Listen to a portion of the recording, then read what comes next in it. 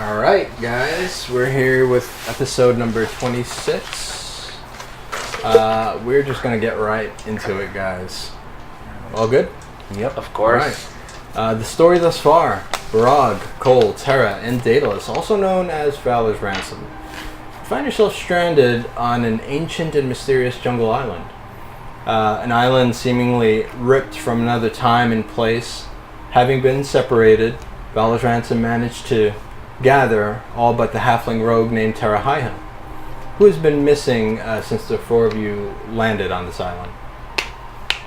As Barag, Daedalus, and Kohl searched the island for any sign of Terra High-Hill, you were accosted by two ancient living constructs, coral golems.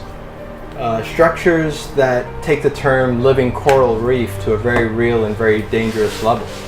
Realizing that the tide was not in your favor, no pun intended, the three of you retreated into the thick green jungle. You continued to walk the jungle while following the shoreline, and as Daedalus was cutting through the thick vines and shrubbery, you stumbled across an aged corpse, Daedalus.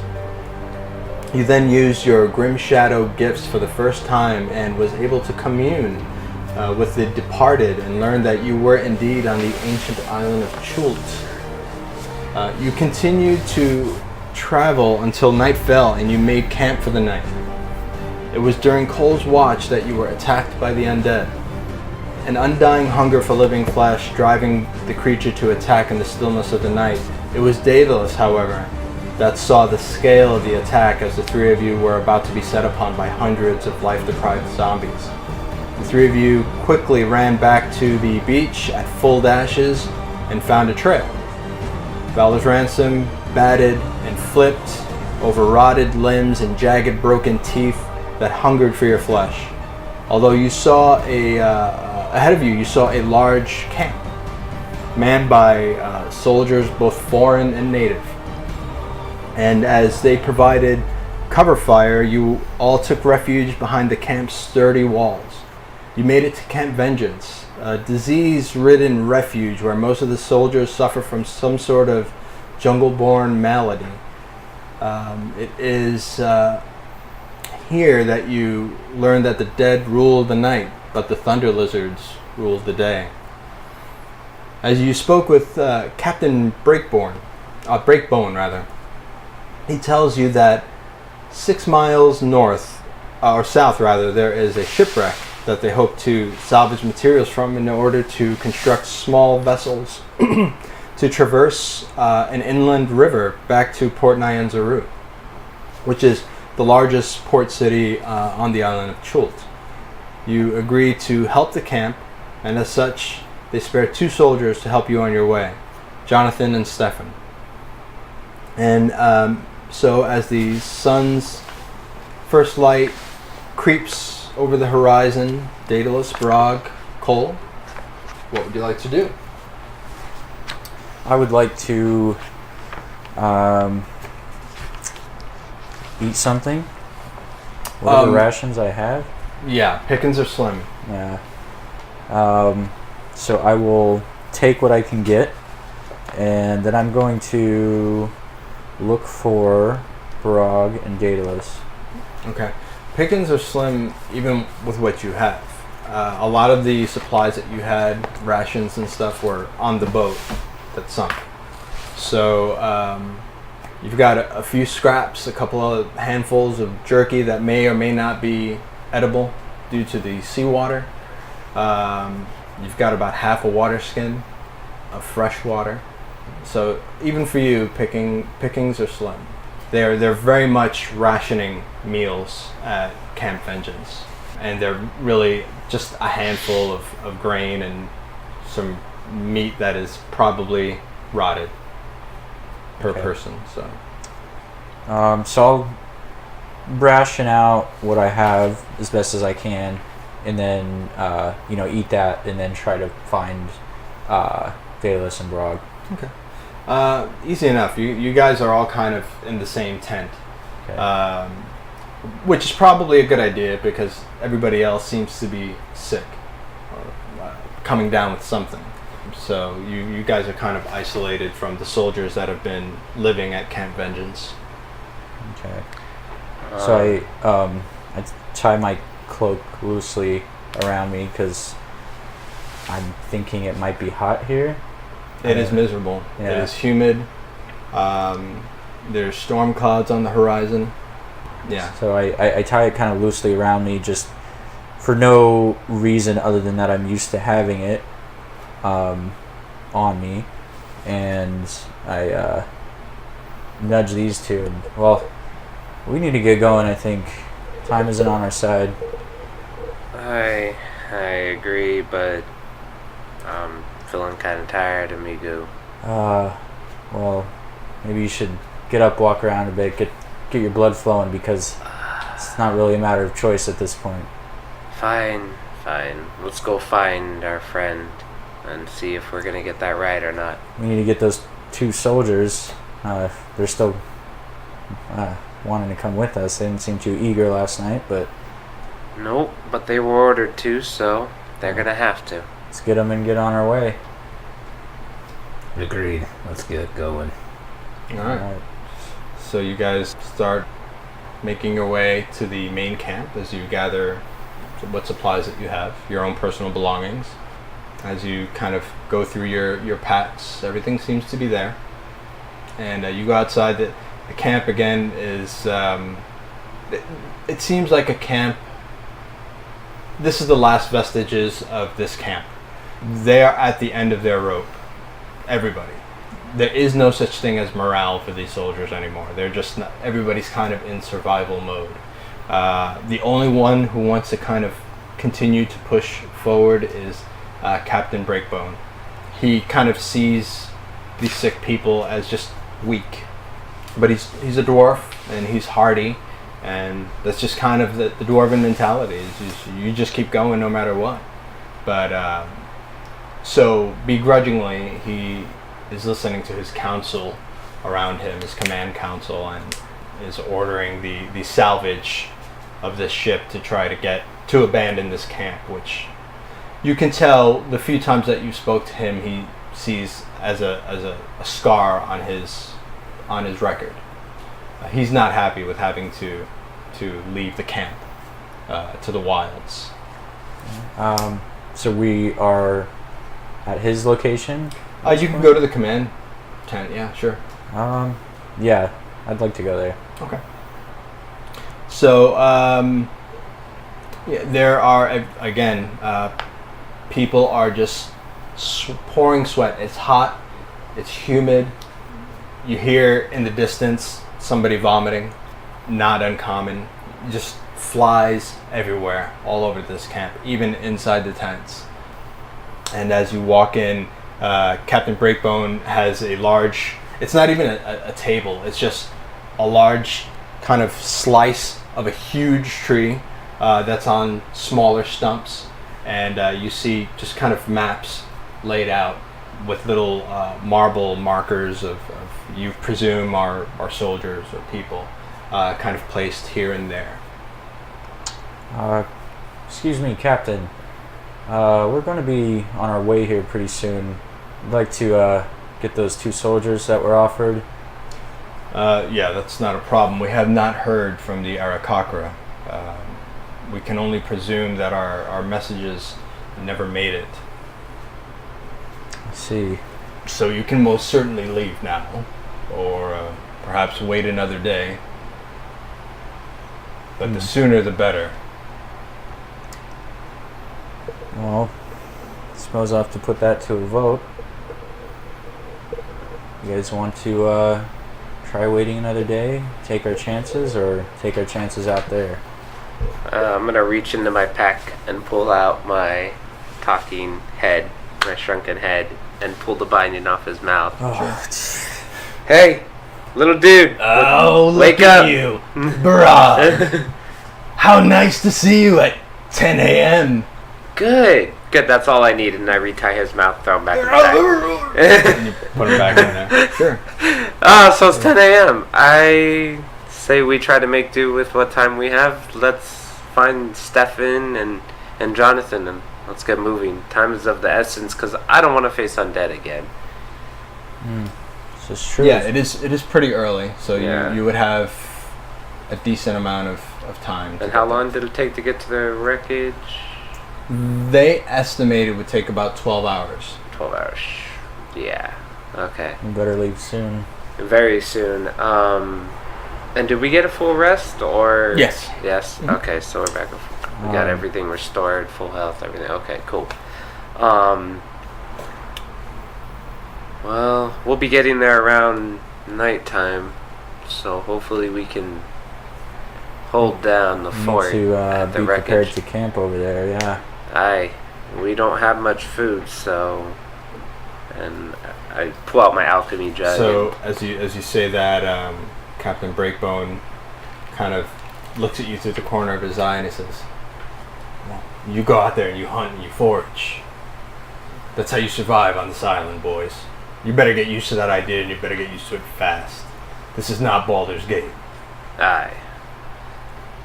That kind being of- said, now things are at short supply here. Do you happen to have any potions we might be able to take with us? Potions? Have you seen the camp? We barely have food. That was worth a try. Now, seems to me that what's good for us is good for this camp. Is there anything you could offer, maybe a map or something that might aid us along the way? Yeah, we've got maps of parts of the island that we've surveyed. We Even can most just certainly give you a map to help find your way. Yeah. Even just a regional map of the area between here and the shipwreck may be enough, but whatever you have. We actually have a map that goes from about where the shipwreck is. That's as far south as we're able to go, because beyond that is the land of ashes. We do not go there. Does not sound friendly. It is not, but we do have a map that goes all the way from the shipwreck to Port Nyanzaru. That would be great. That's right at the equator of this island, to the north and up to the north. So Okay. we can most certainly give that to you. We will gladly take that. Okay. So I need Kohl, since you were the one talking. I need you to make a perception roll. You know what? Mind if I borrow the dice bag? Mind if I borrow the dice bag? Oh yeah. Here it is. That was very nearly a critical fail. Whew. But it is going to be a 28. 28. As you were talking to Captain Breakbone, and you asked for health potions, which he said we don't have any. The doctor that you had met when you had first entered the camp, you do see her kind of react. She kind of puts her head down a little bit and kind of averts her eyes from you as you say that. Kohl is currently forgetting her name. Pern. Pern? Yeah. Okay. Pern Sahana. Okay. Excuse me, Pern? Doctor? I, couldn't help but notice something. You see, my day job is not what you find me doing here. It's basically to observe people. Seems like you, reacted a bit when I mentioned the potions. Is there something you might be able to tell me about such potions? No. Make an insight check. Okay. I don't want to be like that guy. Like I'm making an insight check. No, yeah, absolutely. Okay. Absolutely, you should be. Okay. You should be that guy. All right. That's going to be 28 again. She's lying her ass off. Like you, in her body language and her eyes, everything, you could tell that she's just not telling the truth. Okay. You see, Pern, with respect, maybe she says, "Pardon me. I have patients to attend to." Makes her way out of the command tent. So I follow her. Okay. out. And I follow her, not like right behind her, but like close enough that she probably would perceive that I'm there. Excuse me, maybe I didn't make myself clear in So there. she quickly spins on her heels. She herself, mud on her face. Healthier than the rest of the people here at Camp Vengeance, but still disheveled, muddy, miserable. She spins on her heels and she says, "What?" Well, you see, I understand that your job is to keep people here as healthy as you can, given the circumstances. Hopefully save some lives in the process. What we're doing is... I get what you're doing. I was going to give you those.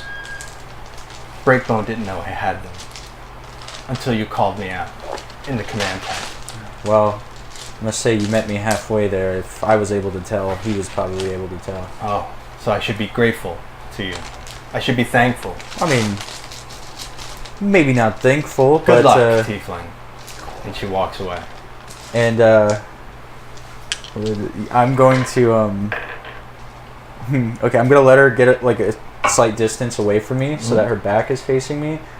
And, I'm going to cast invisibility. Sure. And just follow her to wherever she goes.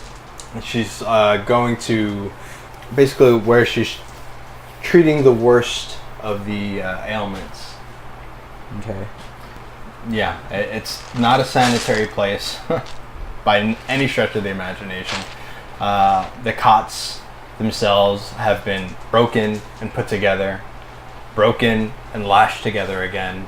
She's not working with great medical equipment. Her medical kit is running low on just the bare minimum that she needs to call it a medical kit. But as she opens her kit, you do see 2 vials of healing potions, common healing potions. So does she grab them, or does she just kind of rummage? No. I mean, she's just opening up her kit to grab some bandages and some disinfectant, some leaves that they use to clean wounds. But as she opens the bag, her kit, you do see those potions there. Do I have a chance to? Grab the potions when her back is turned? Her back is turned. Yeah. I mean, she grabs what she wants from the kit, and she turns back around to one of the soldiers, her patients, and she's just kind of like cooling his head off. He's running a fever. You just see kind of like bile and snot just kind of like coming out of his mouth and his nose. Okay. So I'm going to. I'm gonna actually. How big is the kit? Is it like a briefcase size, or is it like a pouch? I would say, as far as the size of it, it's probably the size of like a coffee table book. Okay. It's pretty small. Yeah. For that. Yeah, okay. It's not that big. So I'm gonna pick it up when she has her back turned, and then I'm going to find a place where I can, even if it's like the ground, I want to pick it up and then I want to like sit down with it. If there's a chair nearby, I'll sit down in the chair. If not, I'll sit down on the ground. The whole kit? Yes. Okay. Natural 7 and a natural 4. So somehow this kit floats in the air and sits down in the corner of the tent, and nobody sees anything. I thought about it when I went to grab it. I'm like, this kit's not going to be invisible. I was like, screw it. Yeah. So sure enough, so the kit kind of floats up from the air, in your hands, and you just go to a corner and plop it down. Something strange about this camp. Something strange about this dice. Yeah. So I found a place to sit down. Mm-hmm. Okay. So I'm gonna just put the kit on my lap and start to open it, and I'll take 2 of the vials out and separate those, close it back up, and just kind of set it down next to me, and I'll just make kind of a noise to catch her attention. I'm not dropping invisibility yet. Sure. Okay. So she kind of turns around and sees the kid on the floor of the tent, and it's strange. So she walks over to her kit to grab it and put it on the table. And as soon as she gets up to the kit, I drop the invisibility spell. Okay. And just hold the 2 potions in my hand.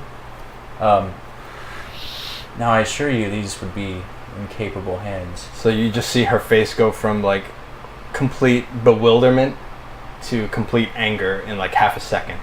And that. see, I stand up and I say, you see, I could have just taken these. I'm trying to work with you here. You're stealing from me now?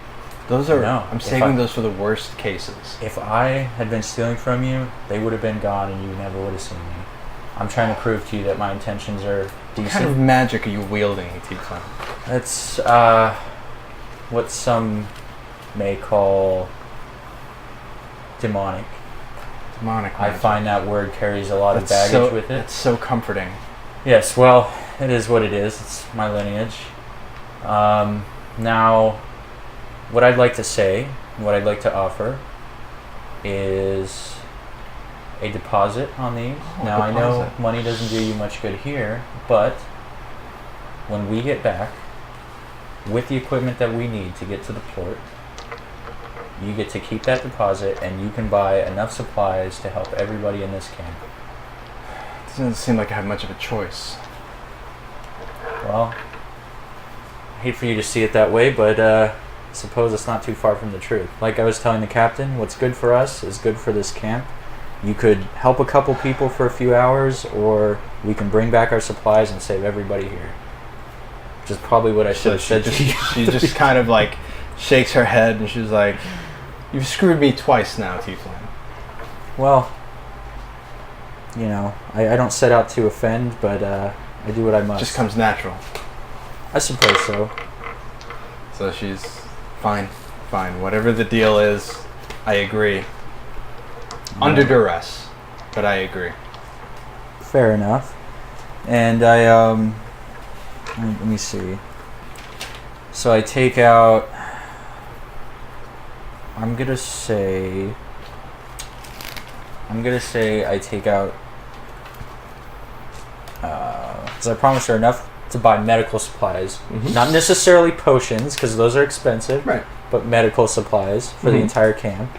We know there are dozens of people in this camp. Yes. So I'm thinking of 50 gold.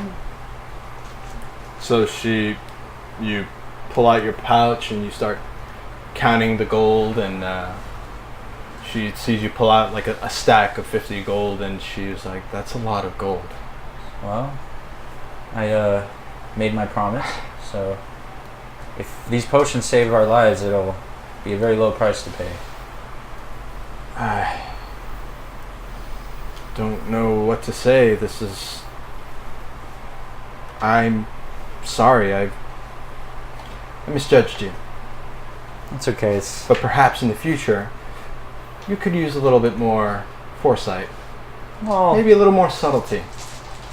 I mean, invisible is subtle, but I mean, prior to that. I see your point. I tend to try to cut straight through to the. You're a bit heart of rash, something. aren't you? Yeah, I make a little bit of a show sometimes, but you see, it's all a means to an end. So.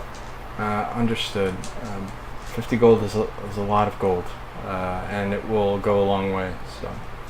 Well, hopefully we can get you to the place where you can actually spend it. So that's our goal. There was a druid in the camp.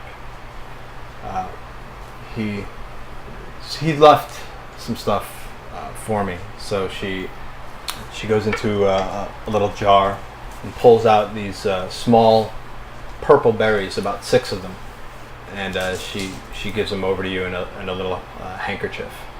And take these. These are what these sick men have been surviving on. I've got plenty till you get back, at least. But take these 6. You take one of these that'll heal any minor cut or abrasion, but you won't feel the need for food for at least a day. Well, that's very generous. Very, very, very nice, kind druid.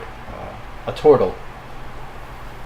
Not seen many of them, and I've seen a lot of Yeah, odd fellows. they are but- native to Chult. They are very hardy stock. They're very one with nature here on this island. So Maybe we'll run into a few when we make it to the port. it would be a pleasant experience. Well, thank you. I think this will go a long way to helping us survive out there. Yeah, you're welcome. And I'm gonna go back to the command tent and prepare to have my ass chewed for hiding 2 potions from the commander. And I think we will be on our way. Good plan. Yeah. And so I give her a final nod, and then I head back to Barag and Daedalus. So as you walk out the tent, she calls your name, Kohl. Hey, Yes. good luck. Thank you. Same to you. So she goes back to her work. Barag, Daedalus. Where are the 2 soldiers, Jonathan and Stefan? I want to go find them. Yeah, no, they Commander Breakbone sends a runner for them. They're somewhere on the towers, and they're just ending their shift. So Okay. they get to the command tent not more than 5 minutes after they're summoned. They look tired. They've got these again this ill-fitting suit of armor. They're young guys, which probably explains why they're one of the few that are healthier. Young men, probably just out of camp, and they're both kind of carrying spears that look way too big for them to handle. They almost handle them very clumsily. Stefan more so, and they both have these swords, short swords, on their waist belt, and they kind of walk up to you. So we're leaving now, eh? Yes, indeed, we are leaving, and I hope we all make it back in one piece, because they're Kraka, they're not coming. Nothing from the bird folk, eh? Nah, I don't think our messages made it per Captain Breakbone, so Yeah. we're walking, lad. The air in this place is just as dangerous as the ground, so I'm not surprised. Where's the other fella? The blue fella with the horns? I don't know, actually. He kind of just disappeared, so... He does that a lot. Yeah, he's kind of a weird fella. We barely met. We know him somewhat well, but he saved our asses back in Baldur's Gate, so we owe him. Good to know. Good to know. I missed the gate. It's a good little place, but I don't know where he went. So I'm waiting for no more than about 10 minutes when you see Kohl come back to the command tent. So I want you to write on your inventory 2 healing potions, common, and 6 good berries. Good berries. So you can also write good berries. They will give you 1 day's rations Okay. and 1 hit point. Yeah. He's gonna eat them all at once, watch. Me? I'm super full, man. I feel like I was at a buffet. If you ate like 6 good berries, that would be bad news. 6 days of rations. Like think about one eating day. 6 days of food at one time. Yeah. You'd be like, "Ugh, I'm gonna go vomit now. Right. Well, maybe that's why everybody else was vomiting. They ate too many good berries all at the same time. All right. Well, I think we have what we need. Now I want to get this out of the way, and I open my hand and I place 2 of the good berries in Daedalus's hand and 2 in Barag's hand. Now, I know it doesn't look like much, but not yet. What? Don't eat them? No, don't eat them. Well, eat them, but not all at once and not right now. Okay. See, they have a magical property to them. They'll fill you up for an entire day. They might even heal a small cut. So it's something we need to preserve and use only when we need it. Fancy. So Jonathan is looking at you guys and he's like, we're hungry. Well, you see, the doctor says she has plenty of good berries. So you may need to talk to her. Let's get the fuck out of here. So he just kind of shakes his head and starts walking toward the main gate. I guess we should follow him, maybe? So, yeah, I nod to the captain and say, oh, thank you. Oh, did I get that map from him yet? He gave it to you. Okay. Yeah. So I say thank you. We're going to be on our way, and hopefully we'll see you soon. Good luck, boys. And I head out in the direction of where Jonathan left. Was Jonathan? Yeah, Jonathan and Stefan went to the main gate. And there's a few men pulling the gate open. As they pull the gate open, you could see corpses from last night's attack were just kind of pressed against the gate, and they've kind of smushed even into the fibers of the wood. And as they open the gate, you just see kind of like 30 of these corpses just kind of like slowly fall into the gate. But there are corpses everywhere around. The whole exterior of the camp is just mud from just so many bodies being there, and you just see bile and pus and blood kind of mixed with the mud, making this really foul concoction that's just completely surrounded the camp. But there's just corpses everywhere. So I take out the map and I bring it out in front of Barag and Daedalus and our two soldier friends and say, well, we know where we need to go. So as you pull out the map and you're like, you're just like in front of these piles of bodies. You're just casually like looking at the map. You hear Jonathan. You know when you burp right before you vomit? You hear that coming from Jonathan. Like he's trying to hold it down. You just hear this obnoxious, like loud. And then, but it's Stefan that actually vomits as he's just hit with the smell of these rotting corpses. Oh, good grief, soldiers! Haven't you been here before? So, sorry. Here, and I go into my pack. Have a good berry. I hand it to Jonathan. Say, split it if you need to. If not, How do you maybe split I'll have one berry, sir? Well, you have a sword, do you not? Yes. So use it as a cutting implement, right down the middle, and maybe we'll take care of you guys. We don't want you to die on us either, but you may need to toughen up a little bit. This is gross. We're just gonna have more of this along the way. Steven, I'll hold the berry. You cut it. So Steven is just kind of like they're actually gonna do it. He's just wiping the vomit off of his face. All right.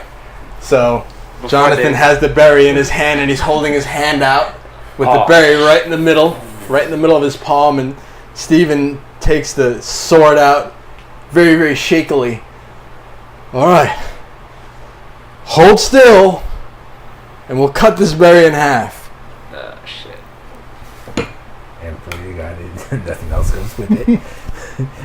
Oh boy, that laughter is not a good sign. So he brings his sword up and he swings, and you just hear this blood-curdling scream, "Ah!" as two fingers get lopped off with half a berry, falling into this mud, blood, pus concoction mixture. And you just see Jonathan grab his hand at the wrist as blood just starts streaming out. The berry's completely lost into the mixture of corpses and bile and all kinds of unholiness as he falls down to his knees and screams, "Ah!" And Stefan is like, oh my god, I'm sorry. I didn't mean to. You don't swing at it, man. You cut it. I thought I could. So I take. I'm still shaky from the nausea. Oh boy. Well, there's gonna be more where that came from. Maybe we should just leave these two here and just do this on our own. They just So did just Jonathan waste is one of just the good screaming, berries. "Ah!" And he runs back into the camp, holding his hand in front of his face as blood is just kind of volcanoing out. He's So running right to the medic camp. I take Steven, right?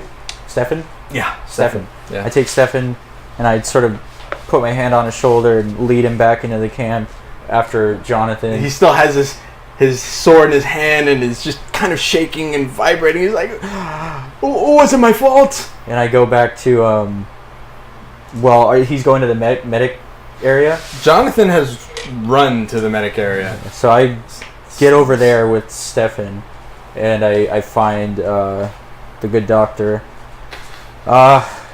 These two are going to do more harm than good. They already have. You haven't even left the camp and he's lost 2 fingers. Yes. Imagine getting to the coast. So I leave them. Are you sure it's them and not you? Quite sure. Ask this one about his sword swing. And he seems like he's going into shock. So yeah, I think we'll be okay on our own. Let the captain know that we made our way out of here successfully despite the lost fingers. But we're okay, and I know he's in your kind care.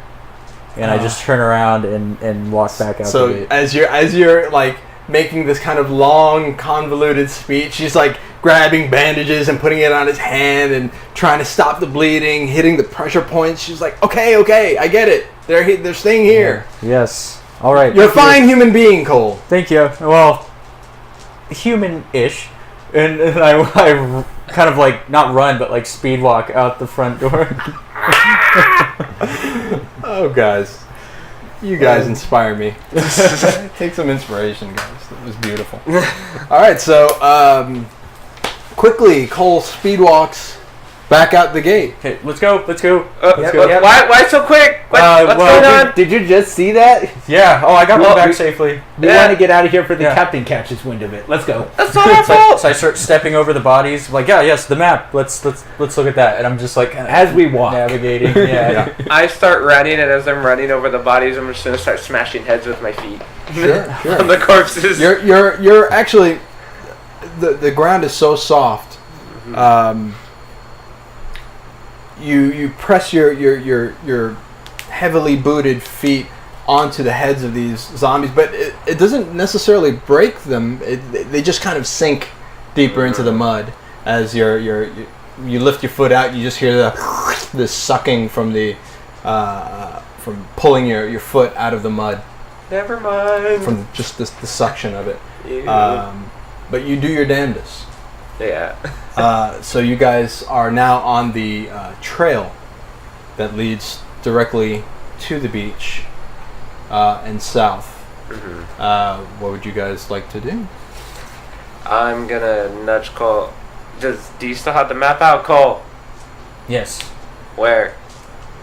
Is Right it, here. like in front of you? Yes. Oh, okay. I will take it out and put it in front of me.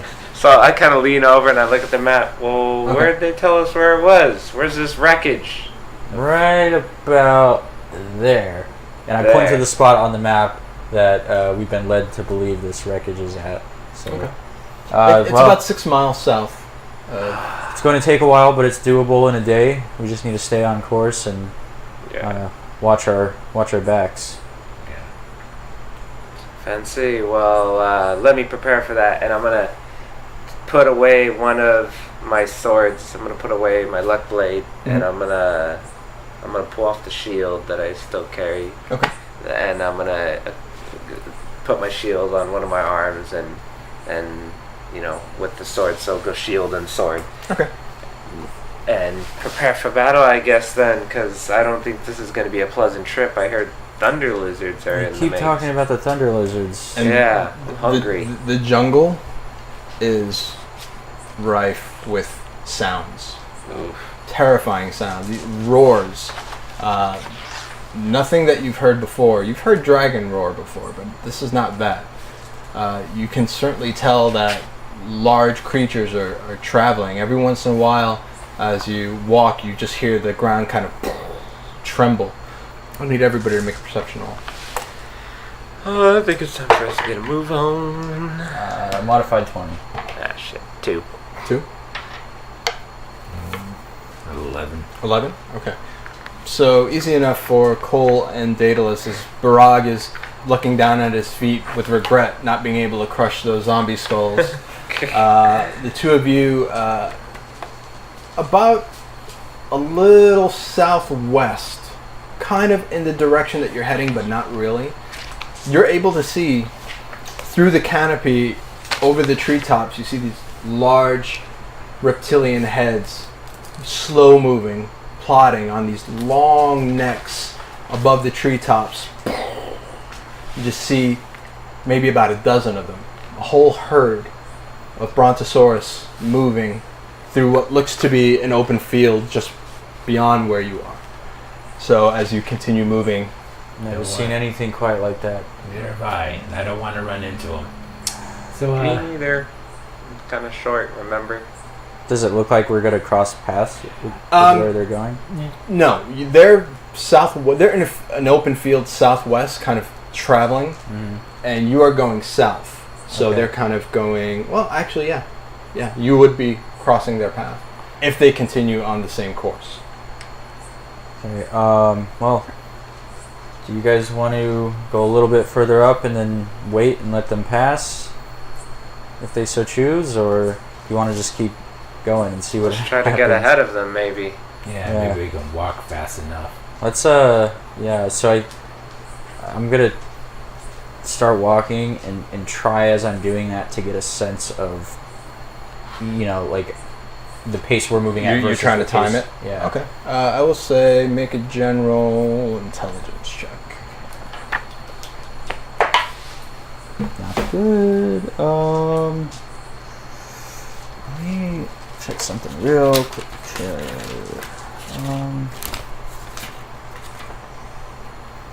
Oh. You know what? I will use an inspiration for that. Sure.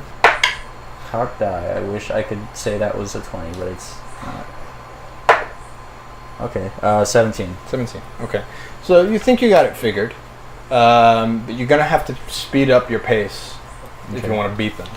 Okay. So I need everybody to make a con save. Not a save, but just a check. 15 is the difficulty. 50. Just a regular check. Yeah, just regular check. 5.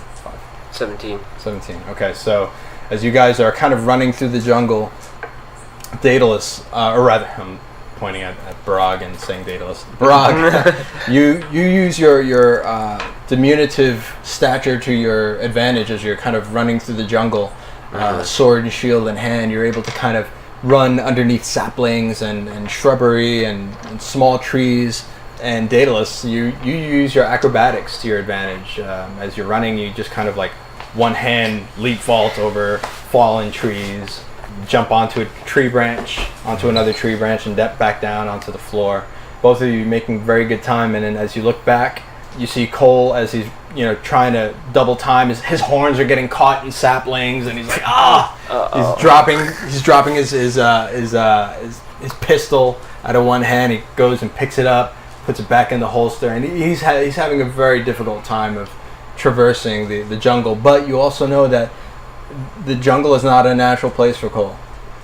He's a city guy, so makes sense that he would be having a very difficult time getting through the jungle. And as Kohl is trying to figure out exactly where to cross, you guys are in this stretch of jungle, and you actually do meet these sauropods, these giant 75-foot tall sauropods, as they're slowly plodding through the jungle.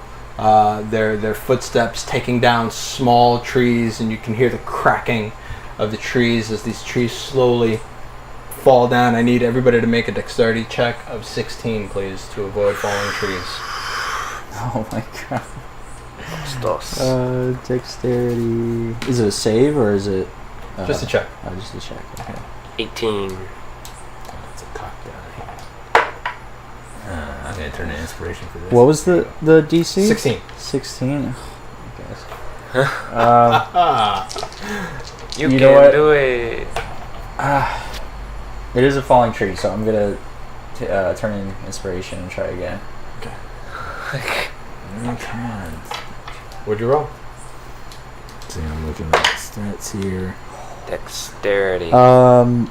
19. All right. Well, 2 of us made it. Oh, yeah, but Well, your dex. Add your dex mod to it. +1, so 14. 14. Unfortunately, Daedalus gets hit with a tree Ouch. for 10 points of bludgeoning damage. As you get cracked in the head, you feel a little trickle of blood. It's not as bad as I thought. Yeah. As your falling tree, I'm like, nope. Yeah. So, you guys are kind of deftly avoiding the falling trees, but at the same time, you're looking at these kind of magnificent animals that you've never seen. They don't seem aggressive at all. They really don't even seem aware that you're there. And like most herds, the stronger ones are leading the herd, with the more vulnerable, older, injured, or young ones kind of in the middle. The young ones are probably about 10 feet high, and you can kind of hear them, the calves kind of muling after their parental units that are kind of leading the way. And you just kind of watch as this kind of parade of sauropods trudge through the jungle, eating as they go. And as common in a herd, I need everybody to make another dexterity check.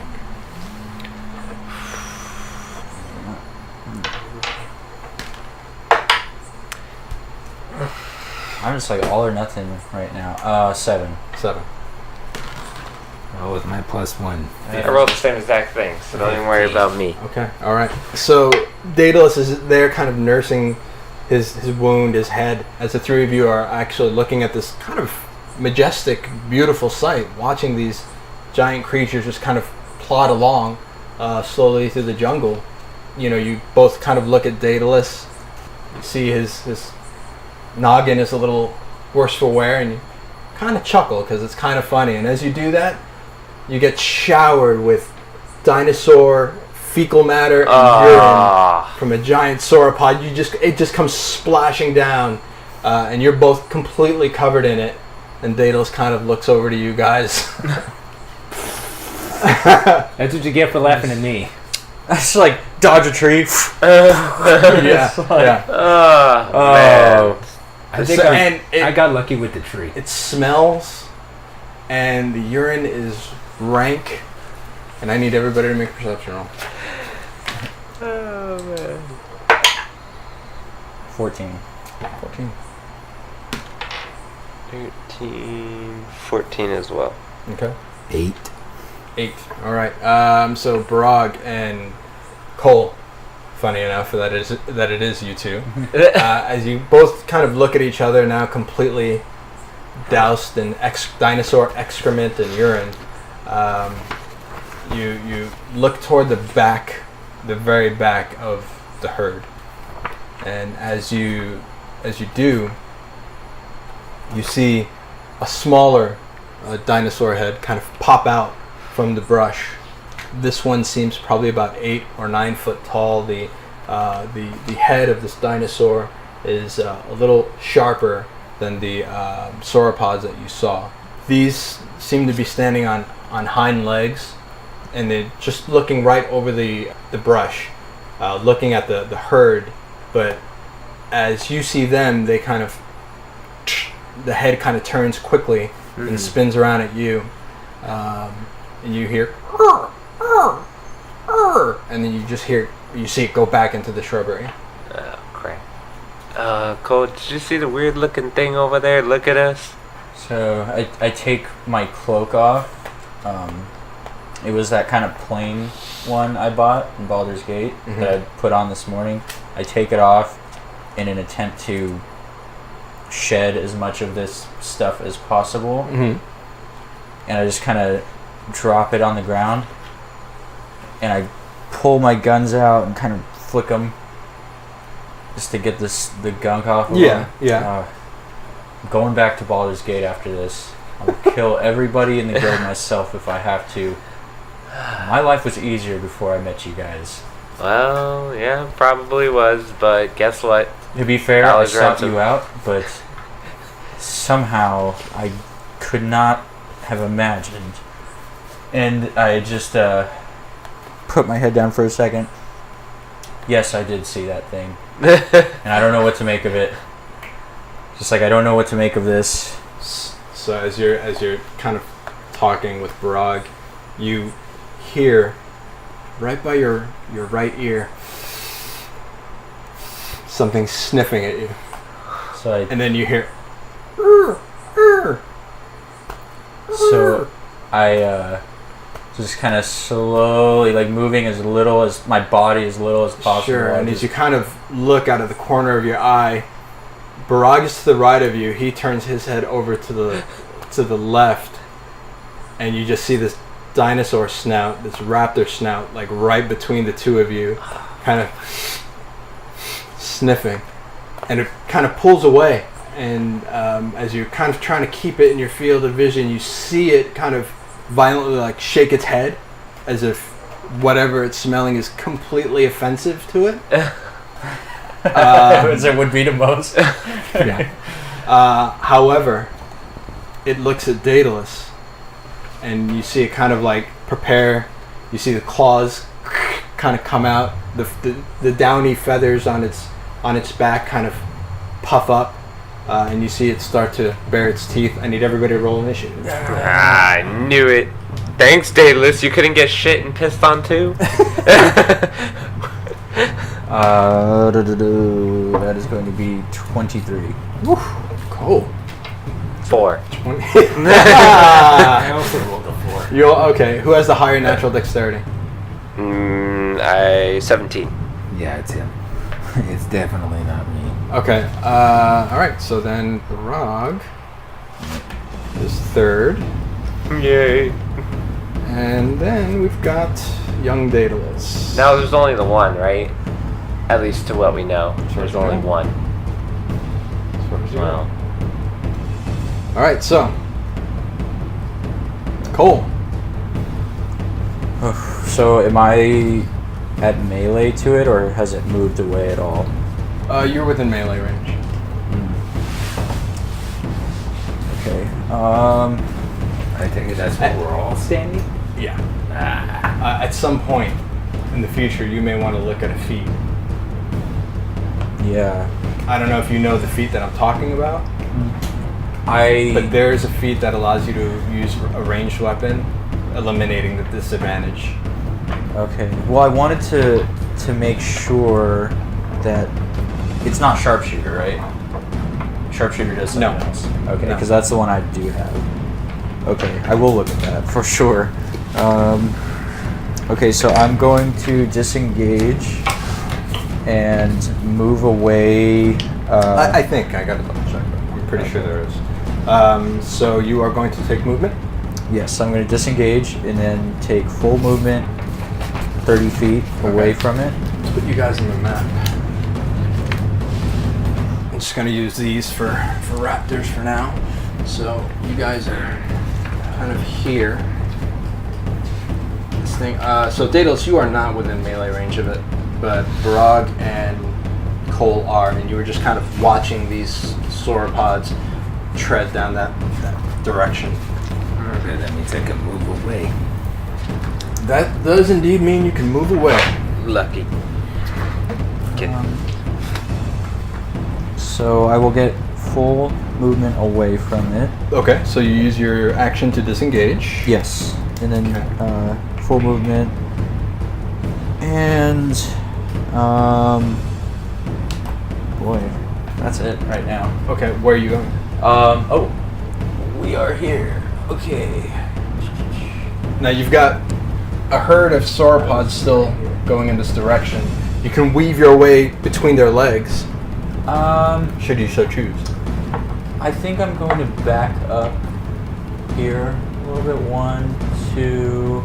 Is Daedalus? He's like on a cross right here. Is he like here? he was It kind was of like- you three were kind of in a row, so he would be right here. Right here. Yeah. So I've taken, let's see, 1. You know what, I'll say right there actually. 'Cause that's a shrub. 3, 4, 5. Can I maintain line of sight? Yes, here? you can. Okay.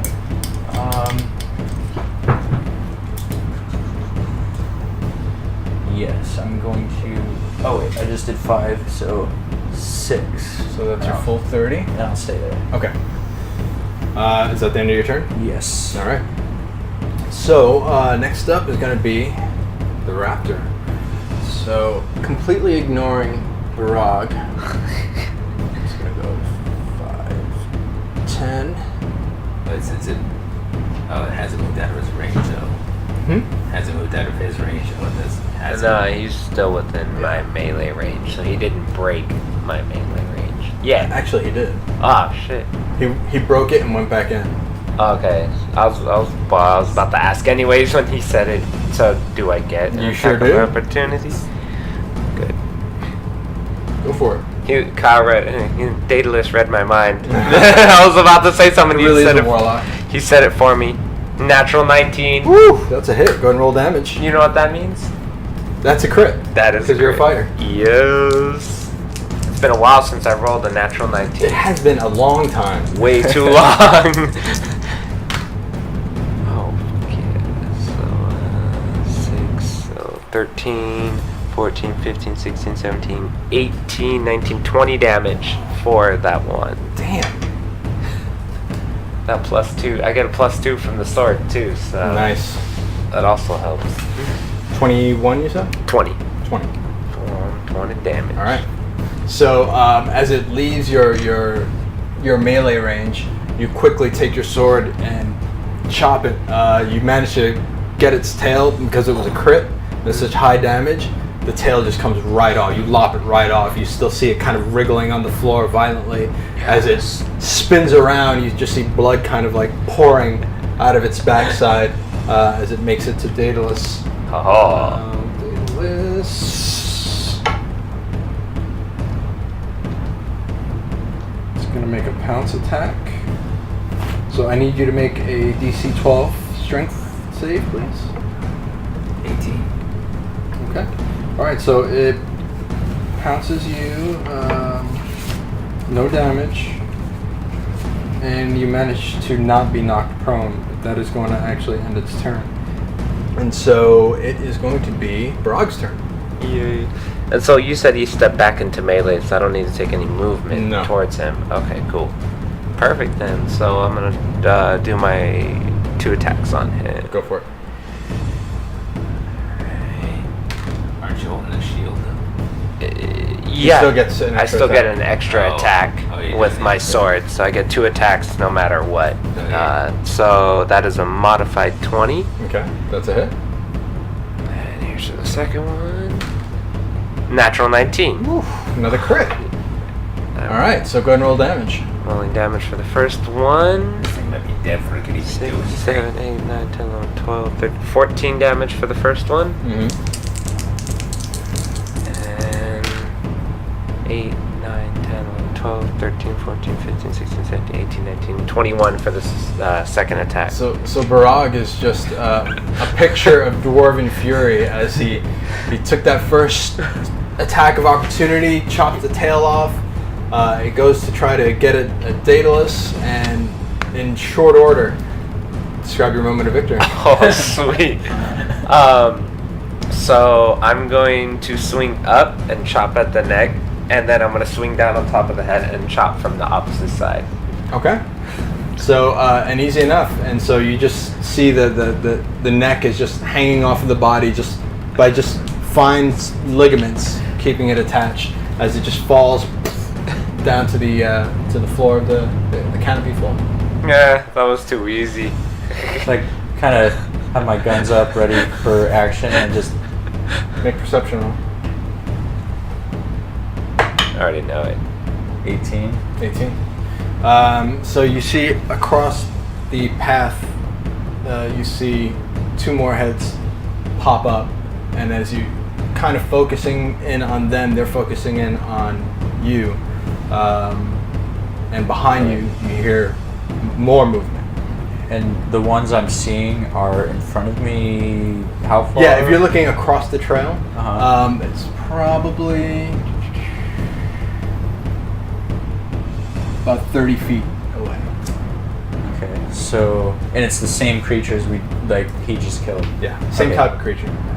So I just yell out to Barag and Daedalus, "More!" and I take a shot at each of the creatures I see. All right.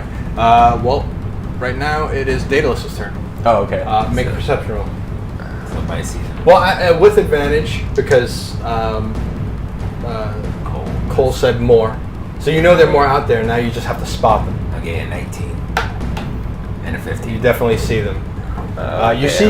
You hear two behind you. You see two in front of you across the path where the sauropods are trudging along. Oh yeah, I'm gonna try an Eldritch Blast, one for each of them. Okay. Here's the first Eldritch Blast. 5, let's see, 6, 7, 8, 9, 10, 11, 12, 13. 13 just makes it. Oh, sweet. Okay. So that's one of them. Here's the second one. 17 plus 8. 17 does hit. So go ahead and roll damage for both. We got a 10, Okay. and I think that's it's a 6. It's where the line is below that one, right? Yeah. Yeah, it's a 6. So 10 and 6 is. Are you adding your charisma modifier? Oh yeah, so that's 13 and 9. I think it's no wait, it's plus 4. My bad. So it's 14 and 10. Nice. So 14 for this one, and that's aimed at the one to the left. Got it. And then Got the it. one that's next, that popped up next to it, that gets the 10. Okay, cool.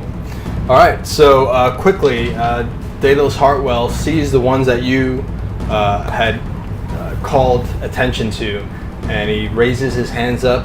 He mutters an incantation as he lets loose this eldritch energy. What do you want it to look like? I'm gonna go with bone clubs. Bone clubs. All right, there you go. It's just gonna go. I'm just gonna go like this, and they're just gonna whack them upside the head. Nice. All right. So you do a massive amount of damage. Next up is going to be Kohl. Okay, so I will take those 2 shots at each of the dinosaurs that I first saw across the path. Okay, so +1, natural 20. Ooh.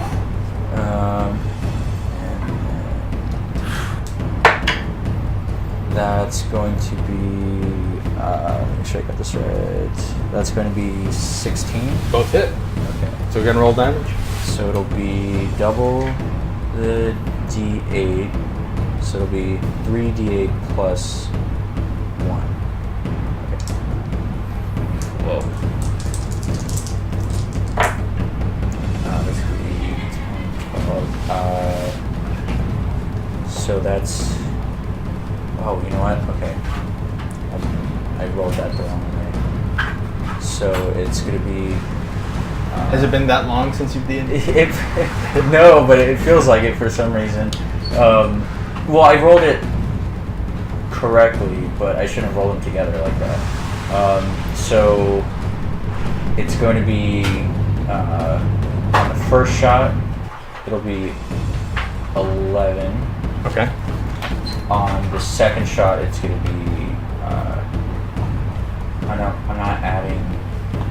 Man. Okay, so I'm adding your dexterity my modifier. dexterity modifier to the first First shot. one, not the second one. Not the second. Okay. Right. So the first shot in that case is going to be 13. 13. All right.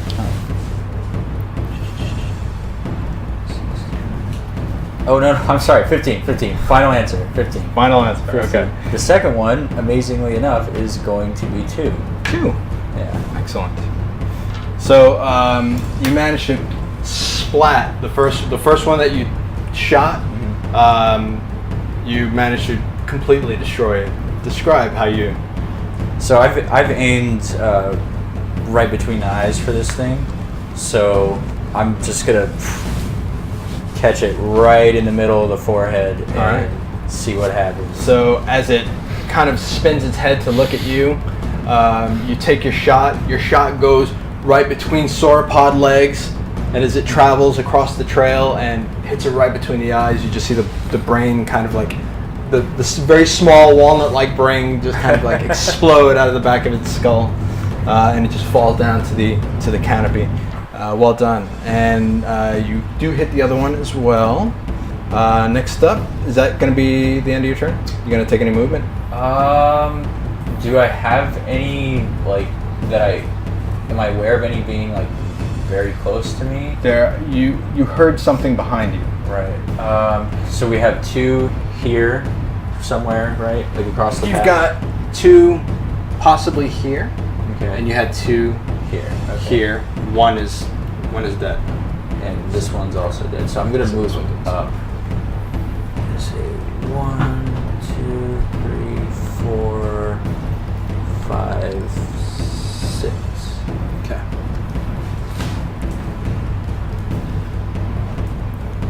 All right. Very good. Second in your turn? Yes. All right. Now it's their turn. This one is going to go right for Daedalus, since he is not covered in excrement. But it's going to have to make a dexterity roll because it's crossing a very heavily traveled sauropod path. So, all right. So as it looks over at Daedalus, you hear it, and it quickly turns like on a dime and makes a beeline right for you. And as it's about halfway across the path, you just see this huge sauropod foot just come completely down, right, and smash it right into the ground, completely unknowingly, just incidentally, just you just see one of the clawed arms like underneath the foot, just kind of like twitching. So I looked down and I was like, someone forgot to look both ways. Yep, until it stops.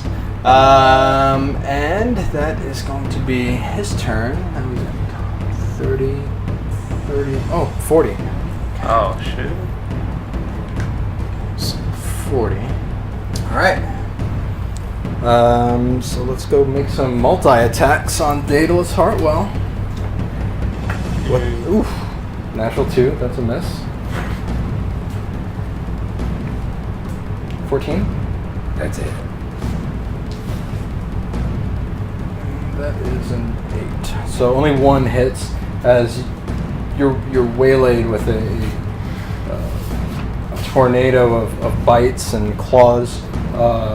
You do get a rake across your chest rather, with the large raptor claw on the ankle. It's going to do 4 points of slashing damage. It just kind of slashes across your thigh. Yeah. And So you said it was 4? yeah. And let's. Everything isn't really right What's your armor class, Cole? It is 16. It's a hit. 13. So 1 hit on Kohl. And then you take 10 points of slashing damage. As a claw kind of rakes right by your ear and right down your neck. This thing is pretty tall. I mean, it meets you eye to eye. You and Daedalus are both pretty tall and they're pretty big predators. All right, but that is going to end their turn. Barag, you're up. So I'm going to take movement 5, 10, 15, 20 right into the range of one of the raptors, the one behind Daedalus. Okay. And make my attack. Okay. So I'm going to roll for both attacks right now. 13, 14, 16. All right, 16 does hit. Sweet. And rolling for second attack. Natural 19. Nice, that's a crit. So go ahead and roll. Booyah. So 8, 9, 10, 11, 12, 13, 14, 15 for the first one. Nice. For the second one right now. 5, 6, 7, 8, 9, 10, 11, 12, 13, 14 for the second one. So with 2 hits, you managed to completely destroy this thing. You're just a dino destroyer today. As your sword cleaves deep into this dinosaur flesh. Well done. Is that gonna end your turn? You still have movement. No. I'm gonna just stay exactly where I'm at. All right. Daedalus Hartwell. Okay, so I'm gonna move 5, 10, 15, 20, and I'm moving out here. All right. And I'm gonna Eldritch Blast that one over there. So make a dexterity check. 9. 9. All right. So as Daedalus Hartwell, aka Daedalus the Unaware, runs into the sauropod herd, you get trampled. Let me see how much damage you take here. And unfortunately, I have to say, don't forget your attack of opportunity. Noel. Do not forget your attack of opportunity. Oh no, that one is down. He's dead. Oh, he's dead? Yeah. He's toast? Yeah, I just haven't. You killed him in one I turn. obliterated him. Oh. Yeah, I forgot. Yeah, you Ginsu'd that. Speaking of fillets, I wonder if they taste it. I don't know. We'll We can find out. So Hopefully they haven't eaten any zombies though, so I don't think we should be eating them. well, you know that they are not around when the zombies are around. Okay, so well, maybe we should eat them. Yeah, because that's pretty much asking for death. Zombie flesh. I don't want to be a zombie again. I'm good. I'm solid. You definitely don't want to see zombie dinosaurs. It's like living ones are bad enough.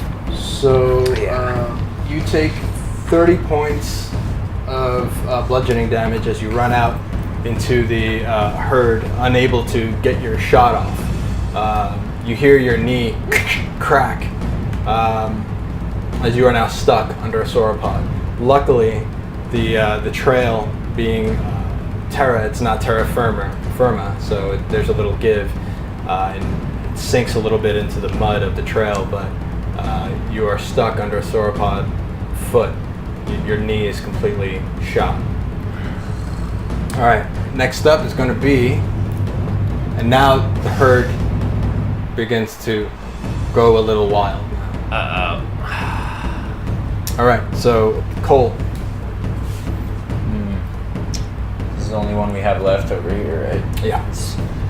Okay, well, I'm going to disengage and let's see.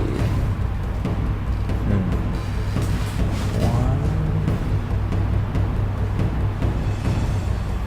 two. Is there anything I see moving on this path or area? Make a perception roll. Die. Not good, but it's still an 11. 11. Okay. Easily enough. Nothing but sauropods. Moving along here too? Yeah. Ooh, okay. They're essentially traveling that way. Oh, I see. Okay. But they are becoming like a horse when it hears a gunshot. They are now becoming a little more agitated, Yeah. and especially with predators nearby. So I'm gonna take that movement and end my turn. Okay. Make a perception roll, everybody.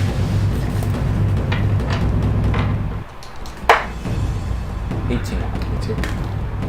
8. Okay. 5. Kohl. As you are taking your turn, you're trying to avoid the sauropods.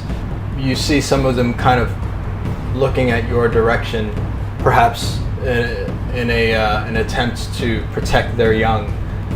Next turn, they are going to be added into the initiative, and will be taking turns. Okay. They are preparing to attack.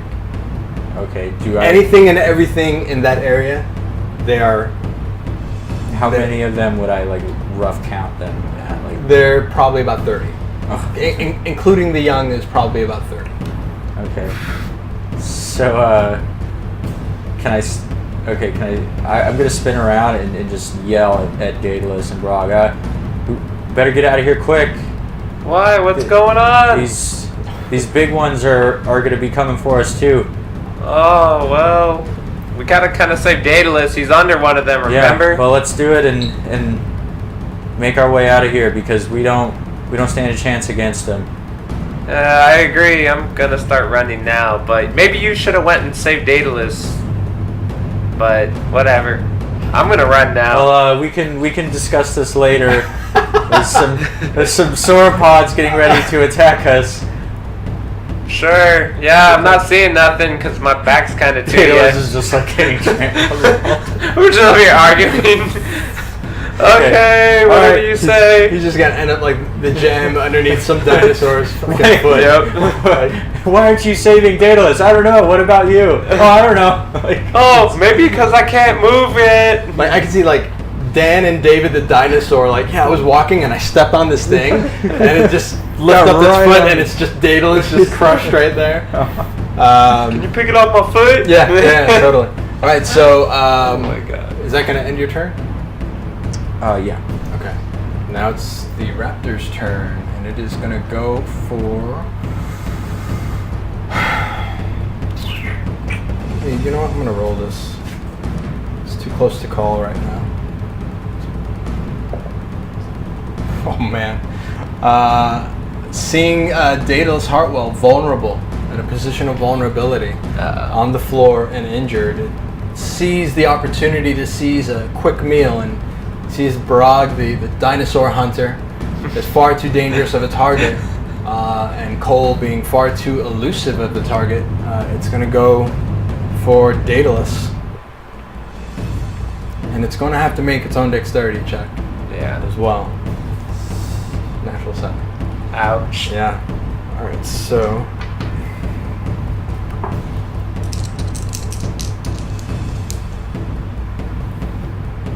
Wow. Uh-oh. I rolled an 8, an 8, an 8, and a 6, and I need another to roll one more. Oh my They do God. 5d8. Oh my god.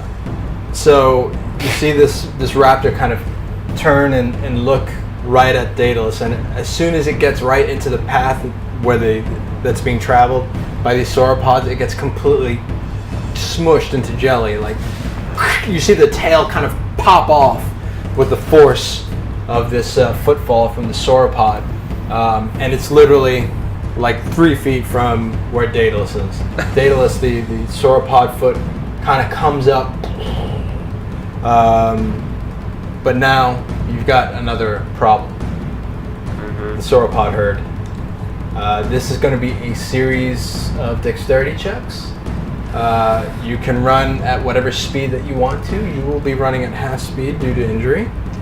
So if you do dash, that will bring you to your regular movement. Can I cast a spell to get out of it instead? Like a Misty Step? This is the dimension door or something. You can do whatever you want.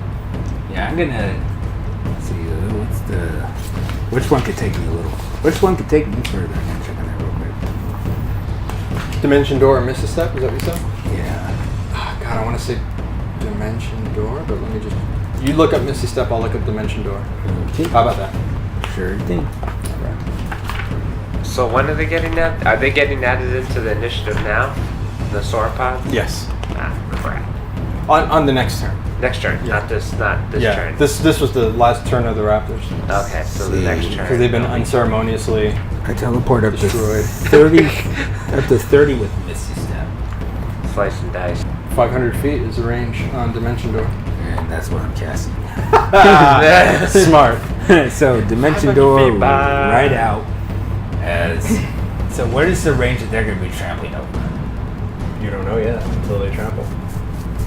And Just run. I'm not gonna just run. If I can teleport farther then I can run. Well, teleport. Do something. So yeah, I'm gonna cast Dimension Door and see they're along this path here. So that's where They're going around to the left. There's a path going to the right.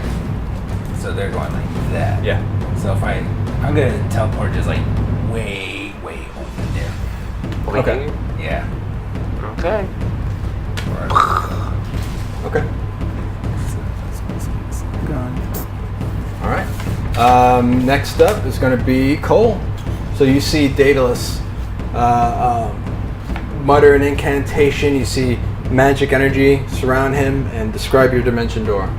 Well, it's like you just see a door appear, it opens, you just see me walk right in, and it closes. Then you see it, a little bit. Well, he may not see that. Well, He just sees you disappear. Well, for me, it's just I see a pair of doors open, Right. and I walk in. Right.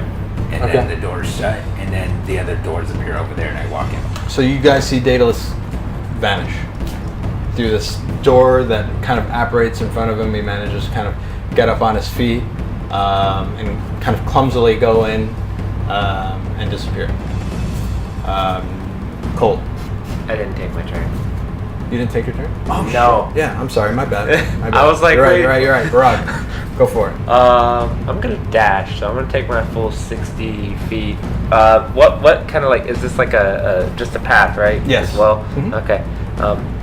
And I know. Make a perception roll. Thank you. I was about to ask. Mm-hmm. 10. All right. There is everything is a thick jungle. There is a clearing toward the right, going the opposite way of the sauropods, and you hear rushing water.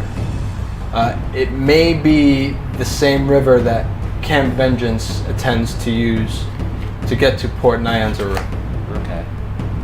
I'm going to make a full dash towards the rushing water, and I'm gonna yell, "I'm going for the rushing water!" Okay, so you're gonna go that way. Yeah. So 60 feet that way. I need you to make a dexterity check because you are going to cross the path of raging sauropods. Yay! You get to me. Oh my goodness. 6. 6. All right. That was a natural 1, right? That was a 3. 3. Oh, okay.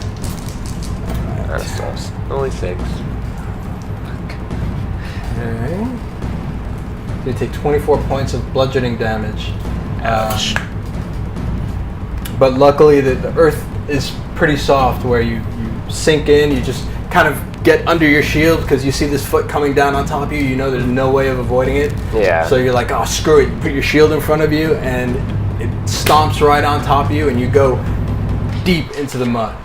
If that was firm ground, if that was stone, you would be done.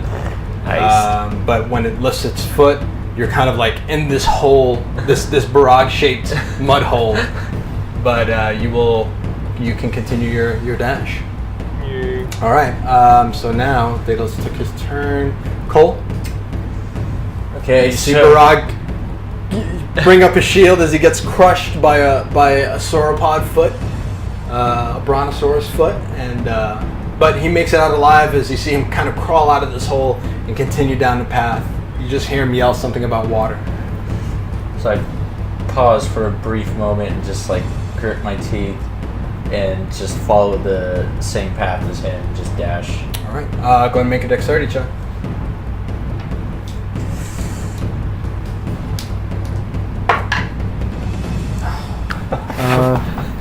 Nine. 9. All right. These are not on our Man, side. you guys. Could be All right. worse. This is our fate. We survive a dragon, kind of.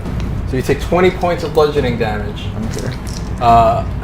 As you dash across the Mind if I'm... Oh, sorry. That's all right. as you dash across the trail. Luckily, it was one of the smaller calf sauropods, but it's still enough to bowl you over. I mean, these calves are 20, 25 feet tall.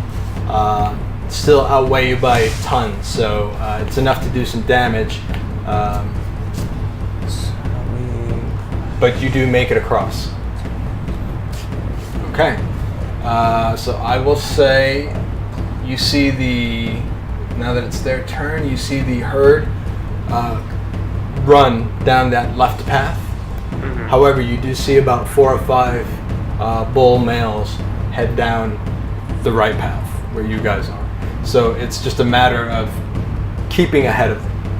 Yeah. All right, so, but there are no attacks. So next up, Barag. I'm gonna continue dashing towards the water. So. You just dash. You don't have to make a roll. Oh, okay. Tell me that you dash. Yep, I dash. Okay, Daedalus. You pop out somewhere over here, It's just Yeah, an I'm like- animation. and you are just surrounded by thick jungle. So, how far to that water? You don't even know where they went. Ew. I only saw. I didn't Because see. he made the perception roll, and he yelled over to whoever could hear, but by the time that happened, you were already Misty Step 500 feet away, so you wouldn't have heard that. It means I go 5. I didn't go 500. I didn't go to full 500. I believe you said you did. No, I just said I just go right to the. To the edge there? Okay. Yeah, all right. that's where I was. Sure. 'Cause I was able all to right, get out so of make the a way. perception roll. Difficulty is 16. Straight this way. I gotta turn it 1. Inspiration. All right. 12. 15. You have no idea where they went. Right, so I have like no clue. You see the main herd go left, and you see some of the herd kind of split off and go right. And the only way you know that is because you see the tops of their heads above the tree line. So some might be coming my direction. Could be. Because I'm over there. Right. And I guess I'll just use my last spell slot, cast Dimension Oracle as far as this way Okay. as possible. All right. So.